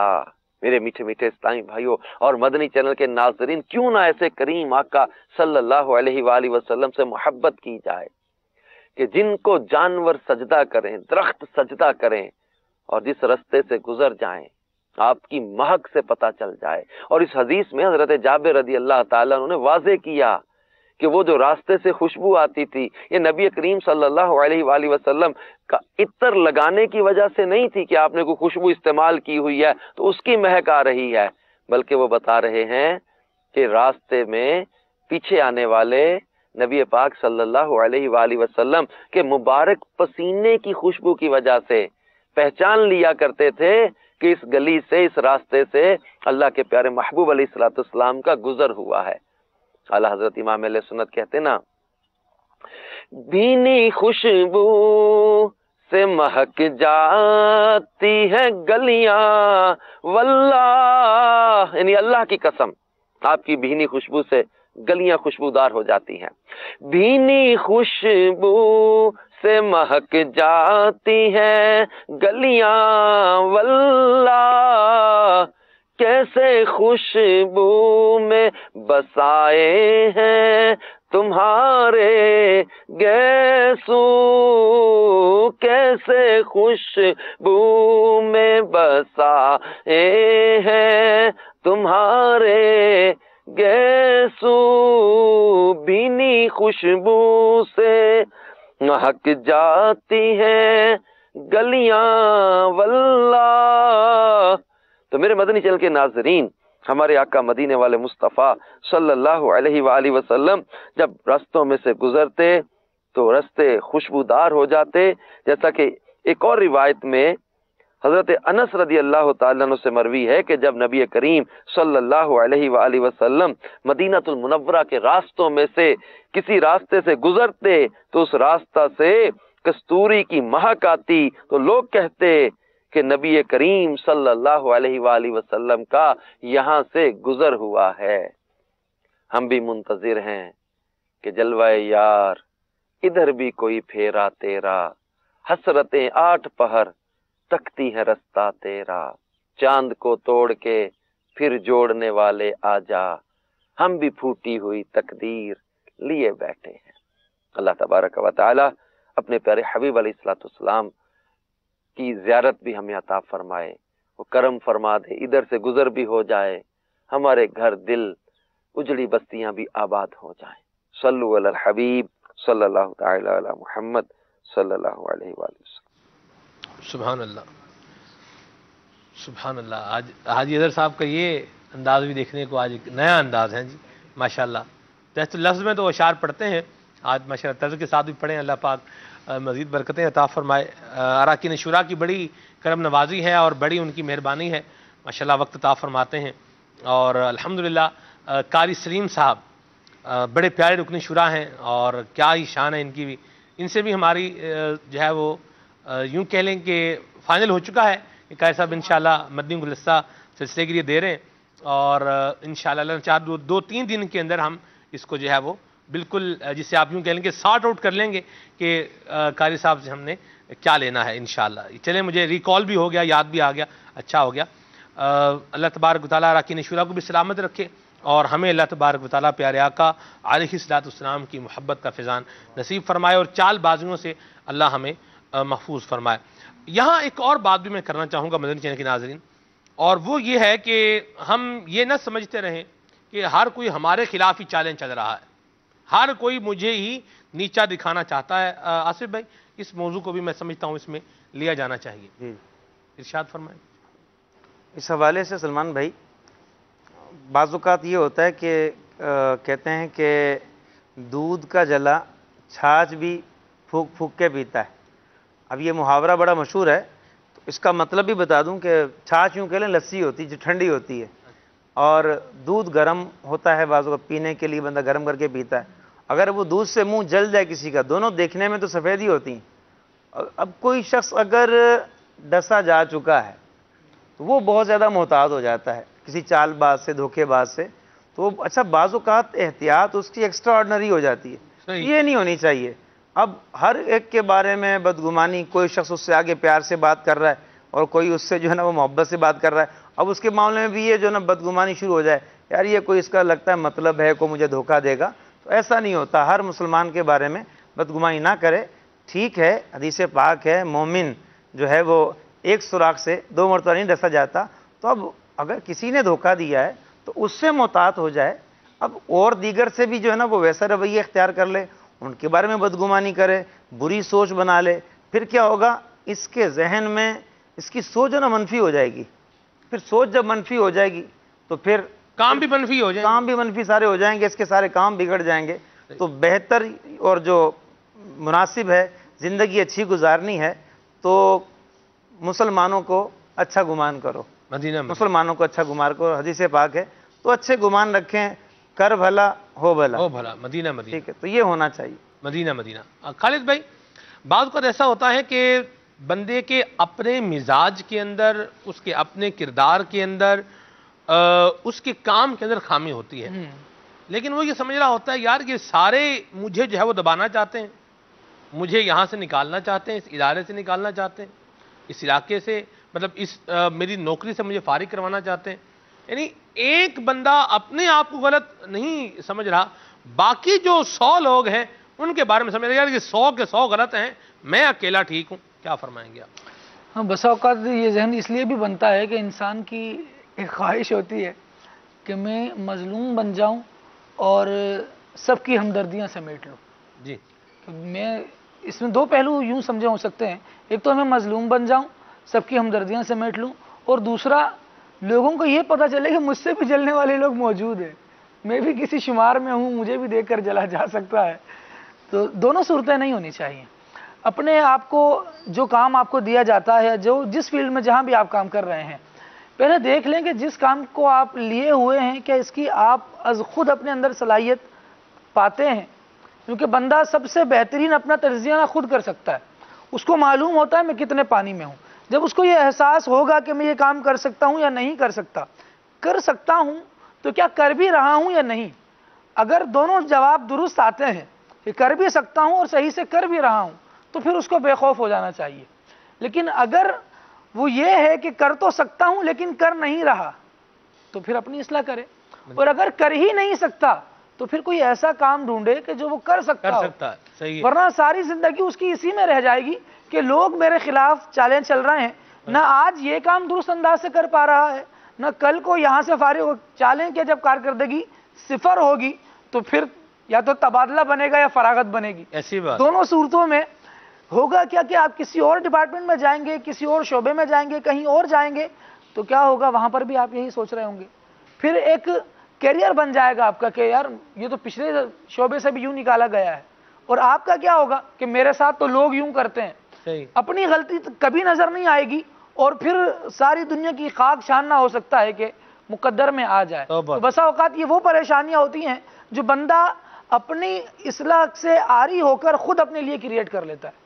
مجھے اصلاح کی ضرورت نہیں ہے, سب کو اصلاح کی ضرورت ہے. سب ٹھیک ہو جائیں میں بھی ٹھیک ہو جاؤں گا. تو ابتدا اپنے آپ سے کر لیں اور مدنی مقصد ریکال کر لیں کہ مجھے اپنی اور ساری دنیا کے لوگوں کی اصلاح کی کوشش کرنی ہے. اپنی اصلاح پہلے کر لیں انشاءاللہ. آہستہ آہستہ دیے سے دیا جلے گا تو روشنی ہوتی چلی جائے گی. ماشاءاللہ, مرحبا. عابد بھائی, بعض اوقات ایسا ہوتا ہے کہ ہم یا معاشرے میں پائے جانے والے لوگ, اللہ بچائے اس سے, میں نے کہہ دیا کہ لوگ جو ہے وہ جب چالیں چلتے ہیں تو جب دیکھتے ہیں کہ یار یہ تو میرے اس کے اندر آیا ہی نہیں, میرے جال میں پھنسا ہی نہیں ہے, یہ تو نکل گیا ہے, تو بڑا ہوشیار ہے, بڑا چلاک ہے, ہم نے تو ایک بڑی سازش بنائی تھی, یہ جیسے نکل گیا. اب کیا کریں گے, اب وہ جادو ٹونے کی طرف آ جائیں گے. اس پہ جادو کر دو, اس پر کوئی اور اس طرح کا کوئی معاملہ کر دو, کوئی شیطان اس کے پیچھے جن لگا دو. اس پر آپ کیا فرمائیں گے؟ بالکل آپ نے درست فرمایا. واقعی ایسا لوگ سوچتے ہیں, پہلے اس کے خلاف اس طرح کی باتیں بنائیں گے اور چال چلیں گے. جب وہ ناکام نظر آتے ہیں تو پھر وہ ڈھونڈتے ہیں کہ جی کسی کو ڈھونڈیں ایسے کو جو اس کو تباہ و برباد کر دے, معاذ اللہ. تو اس طرح کے کام, اس کا انجام بھی برا ہے, اور جو خود کسی کے ساتھ کر رہا ہے وہ مت بھولے کہ میرے ساتھ بھی ہو سکتا ہے. یہ جادو کا اثر بسا الٹا بھی ہو جاتا ہے, جادو کا اثر الٹا بھی ہو جاتا ہے. تو جس کے ساتھ جو کرانا چاہتا ہے نا, جو بھی کرانا چاہتا ہے وہ اس کرنے والے کے ساتھ بھی ہو جاتا ہے. اگر کسی کے پیچھے جن لگانا چاہتا ہے تو خود کی غلطی ہوتی ہے, پھر جن اس کے پیچھے بھی لگ جاتا ہے اور خود بھی پھنس جاتا ہے. تو اور بسا اوقات ایسا بھی ہوتا ہے کہ بعض اوقات جو سامنے والا ہے جس پر یہ کروایا جا رہا ہے وہ اوراد و وظائف ایسے پڑھ رہا ہوتا ہے, اور جو ہے وہ شجرے کی اوراد پڑھ رہا ہے, اس کے پیر صاحب نے کوئی ذکر دیا ہوا ہے وہ کر رہا ہے, یا اس کے اعمال ایسے ہیں, قرآن کریم کی تلاوت کثرت سے کر رہا ہے کہ وہ جو آ رہا ہوتا ہے اس کے پاس وہ واپس ہی جا رہا ہوتا ہے. اس طرح کے معاملات بھی ہوتے ہیں. بلکہ اس پر ایک زندہ مثال بھی موجود ہے. مجھے ایک جو ہے وہ ایک شخص نے اپنی آپ بیتی بتائی. اس نے کہا کہ ہمارے رشتہ دار آئے اور انہوں نے میرے سامنے ہاتھ باندھ لیے. تو میں نے کہا, میں نے کہا کیا ہو گیا, آپ یوں ہاتھ باندھ کے کھڑے؟ انہوں نے کہا بھی ہمیں معاف کر دو. میں کہا میں کیا معاف کروں آپ کو؟ تو انہوں نے کہا نہیں بس تم ہمیں معاف کر دو. اس نے کہا ہوا کیا ہے بتائیں تو صحیح, میری تو آپ نے کوئی ایسی حق تلفی نہیں کی, کوئی نقصان نہیں کیا, کس چیز کی آپ جو ہے معافی مانگ رہے ہیں؟ نہیں بس تم ہمیں معاف کر دو. اب اس نے دوبارہ پوچھا بھائی آپ کوئی بات تو بتائیں, معافی میں نے کیا آپ سے جرم جو ہے بدلہ لینا ہے آپ سے, معافی رشتہ دار ہیں آپ میرے. انہوں نے کہا کہ اصل میں ہم لوگوں نے تم پر جو ہے یہ جادو کرایا تھا, اور جس کے ذریعے سے جادو کرایا تھا نا, ہم اس کو دوبارہ ملنے کے لیے گئے تو ہم نے دیکھا تو اس کا منہ ٹیڑھا ہو گیا ہے, اس کا منہ ٹیڑھا ہو گیا ہے, اور وہ ہمیں جو ہے وہ مطلب گالیاں بھی دے رہا تھا اور ہمیں کہہ رہا تھا تم نے مجھے کس بلا کے جو ہے وہ پیچھے لگا دیا ہے, میں جو اس کے خلاف کیا وہ سارا میرے اوپر جو ہے وہ آ کے الٹا ہو گیا, میری بھی جان چھڑواؤ اور اپنے آپ کو بھی بچاؤ, اسے معافی مانگو. یہ بھی معاملہ جو ہے وہ ہو جاتا ہے بعض اوقات, اوپر الٹا آ ہی جاتا ہے, یوں ہو جاتا ہے. اچھا بعض جگہوں پہ لکھا ہوتا ہے کالے علم کی کاٹ و پلٹ کے ماہر. تو کبھی ایک بات بتاؤں, یہ کاٹ و پلٹ کیا ہے اللہ محفوظ فرمائے, اس کے اوپر بھی بڑی ایک پوری جو ہے وہ تحقیق ہے اور پورا ایک مضمون ہے, اس کو لے کر چلیں تو. لیکن جو جنرل بات ابھی میں کرنا چاہ رہا ہوں موقع کی مناسبت سے, وہ یہ ہے کہ کبھی کچھ کرنا ہی ہو تو ہم کاٹ کروائیں, پلٹ کا معاملہ جو ہے وہ یہ اس سے بندہ اپنے آپ کو بچا کے رکھے تو اچھی بات. یہاں پر یہ کی جائے کہ وہ ایک فارسی کا شعر ہے جس کا مطلب یہ ہے کہ ہر جھاڑی کو یہ نہ سمجھو کہ خاموش ہو, کسی جھاڑی کے پیچھے شیر بھی بیٹھا ہو سکتا ہے۔ اللہ اکبر۔ اب اللہ تعالیٰ کے اولیاء کو اللہ تعالیٰ نے اپنے بندوں میں چھپا دیا ہے۔ ہو سکتا ہے جس کے خلاف آپ جا رہے ہیں، کوئی اس طرح کا عمل کرنا چاہ رہے ہیں، وہ اللہ تعالیٰ کا مقبول بندہ ہو، اپنی عبادت، اپنے انداز سے، اپنے طریقے زندگی سے اللہ تعالیٰ کا محبوب ہو۔ اور حدیث پاک ہے کہ من عاد لی ولی فقد آذنت بالمحاربہ، جس نے میرے کسی ولی سے دشمنی کی اللہ تعالیٰ سے اللہ نے جنگ کرتا ہے۔ تو اگر وہ ایسا بندہ ہے سامنے کہ ہم نے تو سوچا کہ کوئی عام سا بندہ ہے، اس کے پیچھے کوئی ہاتھ نہیں ہے، تو لیکن اس کے پیچھے تو بہت بڑا ہاتھ تھا، تو اس لیے جو ہے نا وہ ہم سمجھے بظاہر یہ بڑا کمزور ہے، لیکن اس کے ساتھ بہت ساری نسبتیں تھیں۔ رب کریم کی حمایت اس کے ساتھ، رب کی نصرت مدد اس کے ساتھ، رسول پاک علیہ السلام کی حمایت اس کے ساتھ، اور وہ شخص ایسا ہے کہ وہ اللہ تعالیٰ کا محبوب ہے، پسندیدہ ہے اور بڑی بڑی نسبتوں والا ہے۔ بعض اوقات خود بندہ جو نا کمزور ہے لیکن اس کا پیر بڑا کامل ہوتا ہے، ٹھیک ہے، یا پیر کا پیر کامل ہوتا ہے، ایسے واقعات بھی کتابوں میں ملفوظات شریف میں جیسے ہے۔ تو یہ دیکھنا چاہیے کہ سامنے والا کہیں ایسا نہ ہو کہ ہر جھاڑی کے پیچھے جو ہے نا وہ خاموشی نہیں ہے، خالی نہیں ہے، ہو سکتا ہے کہیں شیر بھی بیٹھا ہو، اللہ بچائے۔ جی عابد بھائی، تو اس کے لیے وہی نا بندہ یہ غور کرے کہ اس کا پیر کامل ہو سکتا ہے۔ اگر یہ کامل، جیسے غوث پاک رحمۃ اللہ علیہ فرماتے ہیں نا، میرا پیر میرا جو مرید ہیں وہ ناقص، میں تو کامل ہوں۔ آپ فرماتے ہیں میں تو کامل ہوں، میرا مرید اگرچہ ناقص ہے لیکن میں تو کامل ہوں۔ تو غوث اعظم رحمۃ اللہ تعالیٰ علیہ کا خالی دست حمایت ہونا، اور آپ کا دست حمایت اپنے مریدوں پر ایسا ہے جیسے آسمان زمین پر سایہ فگن ہے۔ اللہ اکبر۔ تو جس کو آپ تنگ کر رہے ہیں اور وہ ہو غوث پاک کا لاڈلا، وہ ہو غوث پاک کا پیارا، وہ ہو نیک آدمی، اور اس نے غوث پاک کی بارگاہ میں فریاد کر دیا، آپ فرماتے ہیں میرا مرید مشرق میں فریاد کرے اور میں مغرب میں ہوں تو میں اس کی مدد فرماؤں گا۔ اللہ۔ تو یہ جادو جو بھی کالے پیلے ہیں سارے الٹے ہوئے پڑے ہوں گے، اور آپ بھی کالے ہوئے پڑے ہوں گے، کرانے والے لوگ بھی۔ تو اس لیے ایسے لوگوں اور جو جادوگروں کے پاس جاتے ہیں نا، ایسے جادو دل ہوتا ہے ان کا بھی، ایسی صورتیں دیکھ لیتے ہیں وہ اور اطمینان پاتے ہیں، ایسی برباد کروا لیتے ہیں اپنے آپ کو۔ خالد بھائی الٹے کام میں، چکی میں اگر آپ نے جب وہ ہاتھ ڈالا ہے تو ہاتھ کا بیڑا گرک پھنستے ہی چلے جاتے ہیں، ایسے لوگ پھنستے ہی چلے جاتے ہیں۔ وہ پہلے کیا منگوائے گا، مالی طور پہ بھی پھنستے چلے جاتے ہیں، اور وہ ایک عامل کی، ایک جادوگر کی ایک یہ بھی معاملہ ہوتا ہے کہ ان بندوں کے ویک پوائنٹ وہ نوٹ کر لیتا ہے جو ان کے پاس جا رہے ہوتے ہیں، وہ بھی جادوگر بھی چال باز، تو ان کے وہ ویک پوائنٹ وہ نوٹ کر لیتا ہے۔ اب وہ ان کو اس طرح پھنسا لیتا ہے کہ پھر وہ ان کے چنگل سے نکلتے ہی نہیں ہیں۔ الٹا پھنسانے کسی اور کو گئے تھے، اب وہ جادوگر ان کو پھنسا لیتا ہے اور پھر وہ ان سے پیسے بٹورتا ہے، اور معاذ اللہ ان کے ساتھ ایسی جو ہے نا وہ کام کرتا ہے۔ اس لیے کالے پیلے جادو کے چکروں میں نہ پڑیں، بلکہ آپ خود بھی محفوظ رہیں، قرآن پاک کی تلاوت کریں، شجرے کے اوراد پڑھیں، اوراد و وظائف پڑھیں، انشاءاللہ تعالیٰ آپ کے گرد حصار بھی رہے گا۔ اور نبی کریم صلی اللہ علیہ وسلم کے حصار مبارک جو شجرہ شریف میں لکھا ہوا ہے وہ پڑھ کے سوئیں، انشاءاللہ تعالیٰ آپ کے انشاءاللہ امن و امان رہے گا، سکون ہی رہے گا، جسم بھی ہر طرح کی آفتوں سے محفوظ رہے گا۔ کوئی کتنا ہی کچھ کر لے انشاءاللہ آپ کے ساتھ کچھ نہیں ہوگا۔ سبحان اللہ۔ وہ جو سورہ اخلاص، سورہ فلق اور سورہ ناس پیارے آقا صلی اللہ علیہ وسلم یوں ہاتھ ارشاد فرما کر، یوں ہاتھ رکھ کر آپ پڑھا کرتے تھے، اور پھر ان پر دم کر کے اور ان کو سر کے اگلے حصے سے اپنے سارے جسم پر، پھر پچھلے جہاں تک ہاتھ جاتا ہے وہاں پر پھیر لے، 3 مرتبہ ایسا کرے، یعنی یوں ہاتھ رکھے بیٹھ کر، شجرہ شریف میں لکھا ہوا ہے، تو اس کے بعد پھر اس طرح کر لے تو انشاءاللہ تعالیٰ یہ حضور کا عمل تھا، اور اس طرح کرے گا تو انشاءاللہ العزیز ہر قسم کی جسمانی آفتوں سے وہ محفوظ رہے گا۔ سبحان اللہ، واہ واہ سبحان اللہ۔ ایک موقع کی مناسبت سے دور حاضر کی چال بازیوں میں سے ایک چال بازی میں عرض کرنا چاہتا ہوں، میسیج بھی ہمارے مدنی چینل کے ناظرین کو ملے گا کہ علماء حقہ اور معظم دینی کو بدنام کرانے کی سازش بسا اوقات کی جاتی ہے۔ اگر ہم ہمارے مسلمان جو ہمارے اسلامی بھائی ہیں، اسلامی بہنیں ہیں، ان کو اگر علماء حقہ سے ہی دور کر دیا جائے گا، معظم دینی سے دور کیا جائے گا، تو معاشرہ امن کا معاشرہ کیسے بنے گا؟ معاشرے سے چال بازی کی وبا کیسے دور ہوگی؟ بیماری کیسے دور ہوگی؟ حسد کیسے دور ہوگا؟ غیبت، چغلی، تکبر، وعدہ خلافی کی بیماریاں کیسے دور ہوگی اگر علماء حقہ سے دور کر دیا جائے گا؟ اور جیسے کہ آصف بھائی نے کچھ دیر پہلے فرمایا تھا کہ مسلمان کی حرمت خانہ کعبہ سے بھی بڑھ کر ہے۔ سرکار مدینہ صلی اللہ تعالیٰ علیہ وآلہ وسلم نے ارشاد فرمایا، 2 حدیث مبارکہ ہیں، حضرت معاذ بن انس جوہنی رضی اللہ تعالیٰ عنہ سے روایت ہے حدیث، نبی کریم صلی اللہ علیہ وآلہ وسلم ارشاد فرماتے ہیں، جو شخص کسی مسلمان کو ذلیل کرنے کی غرض سے اس پر الزام عائد کرے، جیسے کہ چل رہا ہے، الزام عائد کرے تو اللہ تبارک و تعالی جہنم کے پل پر اسے روک لے گا یہاں تک کہ وہ اسے اپنے کہنے کے مطابق عذاب نہ دے دے۔ اللہ نبی کریم صلی اللہ علیہ وآلہ وسلم نے دوسرا روایت ارشاد فرمائی، فرماتے ہیں جس شخص کو کسی مسلمان مرد کی برائی کرنے کی وجہ سے کھانے کو ملا، اللہ تعالیٰ اسے اتنا ہی جہنم سے کھلائے گا۔ استغفر اللہ۔ اور جس کو کسی مسلمان مرد کی برائی کی وجہ سے پہننے کو ملا، اللہ تعالیٰ اسے جہنم کا اتنا ہی کپڑا پہنائے گا۔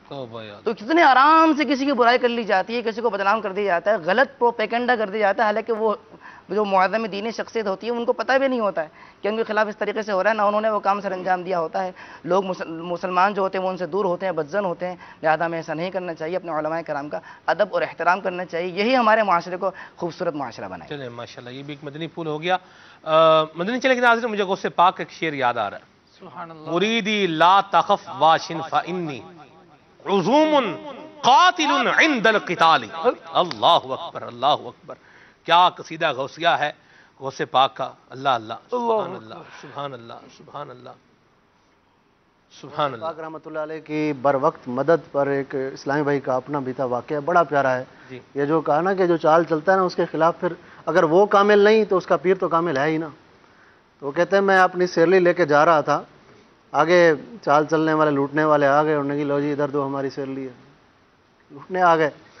تو کہنے لگے کہ میں جیسے ہی رشکے سے نیچے اترا تو میرے منہ سے نکلا فوراً یا غوث المدد، یا غوث المدد۔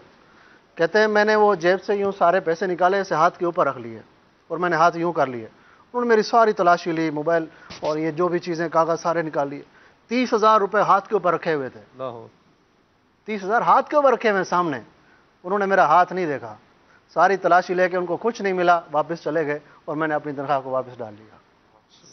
تو یہ کہہ رہا ہوں کہ غوث پاک رحمۃ اللہ علیہ بڑی برکتیں ہیں، اولیاء کی بڑی برکتیں ہیں، غوث پاک کی تو کیا ہی شان ہے، سبحان اللہ۔ اتنا ہی کافی ہے ایک مسلمان کو بچنے کے لیے چال بازی سے کہ وہ یہ دیکھ لے کہ یہ چال بازی کرنا منافقین کا طریقہ ہے، اور یہ رب کائنات نے خود ارشاد فرمایا، اللہ تبارک و تعالی ارشاد فرماتا ہے ان المنافقین یخادعون اللہ وهو خادعهم، بے شک منافقین لوگ اپنے گمان میں اللہ کو فریب دیا چاہتے ہیں اور اللہ انہیں مارے گا۔ توبہ یا اللہ، استغفر یہ تو اللہ۔ ہے منافقین کا طریقہ، مسلمانوں کو تو اس سے ہمیشہ کے لیے بچنا چاہیے، ایسے نہ کریں۔ اور پھر ظاہر سی بات ہے جب ہم برے کاموں میں پڑیں گے پھر اس کے انجام بھی جو ہے برے ہی ہیں، اور برے لوگوں میں بیٹھیں گے تو پھر بری باتیں ہی سیکھیں گے اور ایسا ہی معاملہ جو ہے وہ اپنائیں گے، یہ نہیں ہونا چاہیے۔ اللہ تبارک تعالیٰ ہمارے حال پہ رحمت فرمائے اور ہمیں اللہ تبارک و تعالیٰ اولیاء کرام کا فیضان نصیب فرمائے۔ غوث پاک کی بات کی تو میں تو ابھی تک وہیں پر ہوں۔ غوث پاک کے غوثیہ کا ایک اور شعر ہے، آپ فرماتے ہیں وَلَوْ أَلْقَيْتُ سِرِّي فَوْقَ نَارٍ لَخَمِدَتْ وَانْتَفَتْ مِنْ سِرِّ حَالِي وَلَوْ أَلْقَيْتُ سِرِّي فِي جِبَالٍ لَدُكَّتْ وَاخْتَفَتْ بَيْنَ الرِّمَالِ وَلَوْ أَلْقَيْتُ سِرِّي فَوْقَ مَيْتٍ لَقَامَ بِقُدْرَةِ الْمَوْلَى تَعَالِي۔ اللہ اکبر، اللہ اکبر، کیا بات ہے غوث پاک کی۔ الحمدللہ یہ خوش نصیبی ہے دعوت اسلامی کے مدنی ماحول سے وابستہ ان اسلامی بھائیوں کے لیے جو شیخ طریقت امیر سنت کے مرید ہوتے ہیں کہ امیر سنت غوث پاک کا مرید بناتے ہیں، اور سلسلہ عالیہ قادریہ کی تو کیا ہی شان ہے، سارے سلسلے عظمت والے ہیں، سارے سلسلے شان والے ہیں۔ سلسلہ چشتیہ کا کیا کہنا، سبحان اللہ، اہل چشت اہل بہشت، سبحان اللہ۔ سلسلہ سہروردیہ کی بھی بڑی والا شان ہے، بڑی بلند شان ہے۔ سلسلہ نقشبندیہ جو ہے یہ بھی بڑی عظمت والا ہے، بڑی رفعت والا ہے، جناب صدیق اکبر رضی اللہ تعالی عنہ کے فیض والا ہے۔ اللہ اکبر، کیا ہی بات ہے۔ اور پھر قادری سلسلے کی تو پھر کیا ہی شان ہے، سبحان اللہ۔ سارے اولیاء سے پیار ہے، انشاءاللہ اپنا بیڑا پار ہے، انشاءاللہ عز و جل۔ تو یہ نسبتیں بھی ہونی چاہیے اور اولیاء کرام کا فیضان بھی بننے کو حاصل کرنا چاہیے۔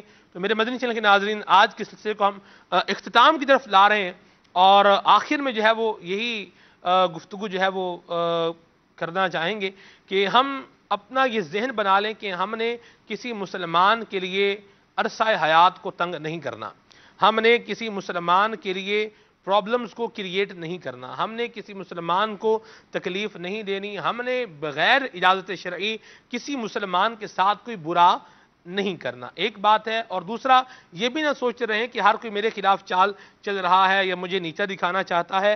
ہم اپنا سیلف انالیسس بھی کریں، اپنی ذات کا محاسبہ بھی کریں، اور جہاں جہاں کمی کمزوری نظر آ رہی ہے اس کو دور کرتے چلے جائیں، یہ بھی ذہن میں رکھیں۔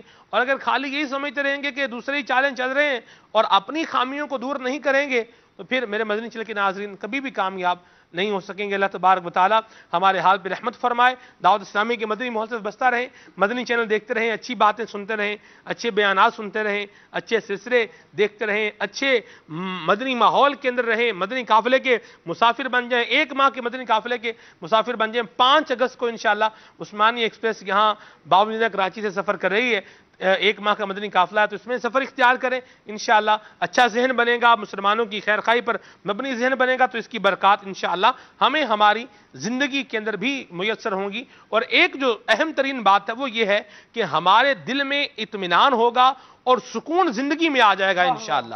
ہم دوسروں کے لیے خیر خواہی کریں، دوسروں کی بھلائی کریں، انشاءاللہ ہمارا بھی اللہ تبارک و تعالیٰ بھلا فرمائے گا۔ آئیے صلاۃ و سلام پڑھتے ہیں، سلسلے کو اختتام کی طرف لے کر چلتے ہیں۔ صلو علی الحبیب صلی اللہ تعالی علی محمد۔ زائر طیبہ روزے پہ جا کر تو سلام میرا رو رو کے کہنا، زائر طیبہ روزے پہ جا کر تو سلام میرا رو رو کے کہنا، میرے غم کا فسانہ سنا کر تو سلام میرا رو رو کے کہنا، تیری قسمت پہ رشک آ رہا ہے کہ مدینے کو تو جا رہا ہے، تیری قسمت پہ رشک آ رہا ہے کہ مدینے کو تو جا رہا ہے، آ جاتا ہے مجھ کو رولا کر تو سلام میرا رو رو کے کہنا، جب کہ پیش نظر جالیاں ہوں، تیری آنکھوں سے آنسو رواں ہوں، جب کہ پیش نظر جالیاں ہوں، تیری آنکھوں سے آنسو رواں ہوں، بادب اپنے سر کو جھکا کر تو سلام میرا رو رو کے کہنا، کہنا عطار شاہ علی ہے فقط تجھ سے تیرا سوالی، کہنا عطار شاہ علی ہے فقط تجھ سے تیرا سوالی، تو سوال اس کا پورا شاہ کر، تو سوال اس کا پورا شاہ کر تو سلام میرا رو رو کے کہنا، تو سلام میرا رو رو کے کہنا، تو سلام میرا رو رو کے کہنا۔ صبح میری رحمتوں سے بری، میری رحمتوں سے بری، کھلے آنکھ صلی علی کہتے کہتے، کھلے آنکھ صلی علی کہتے کہتے، सुबह 10:10 पर देखिए सिलसिला मदनी मुज़ाकरा।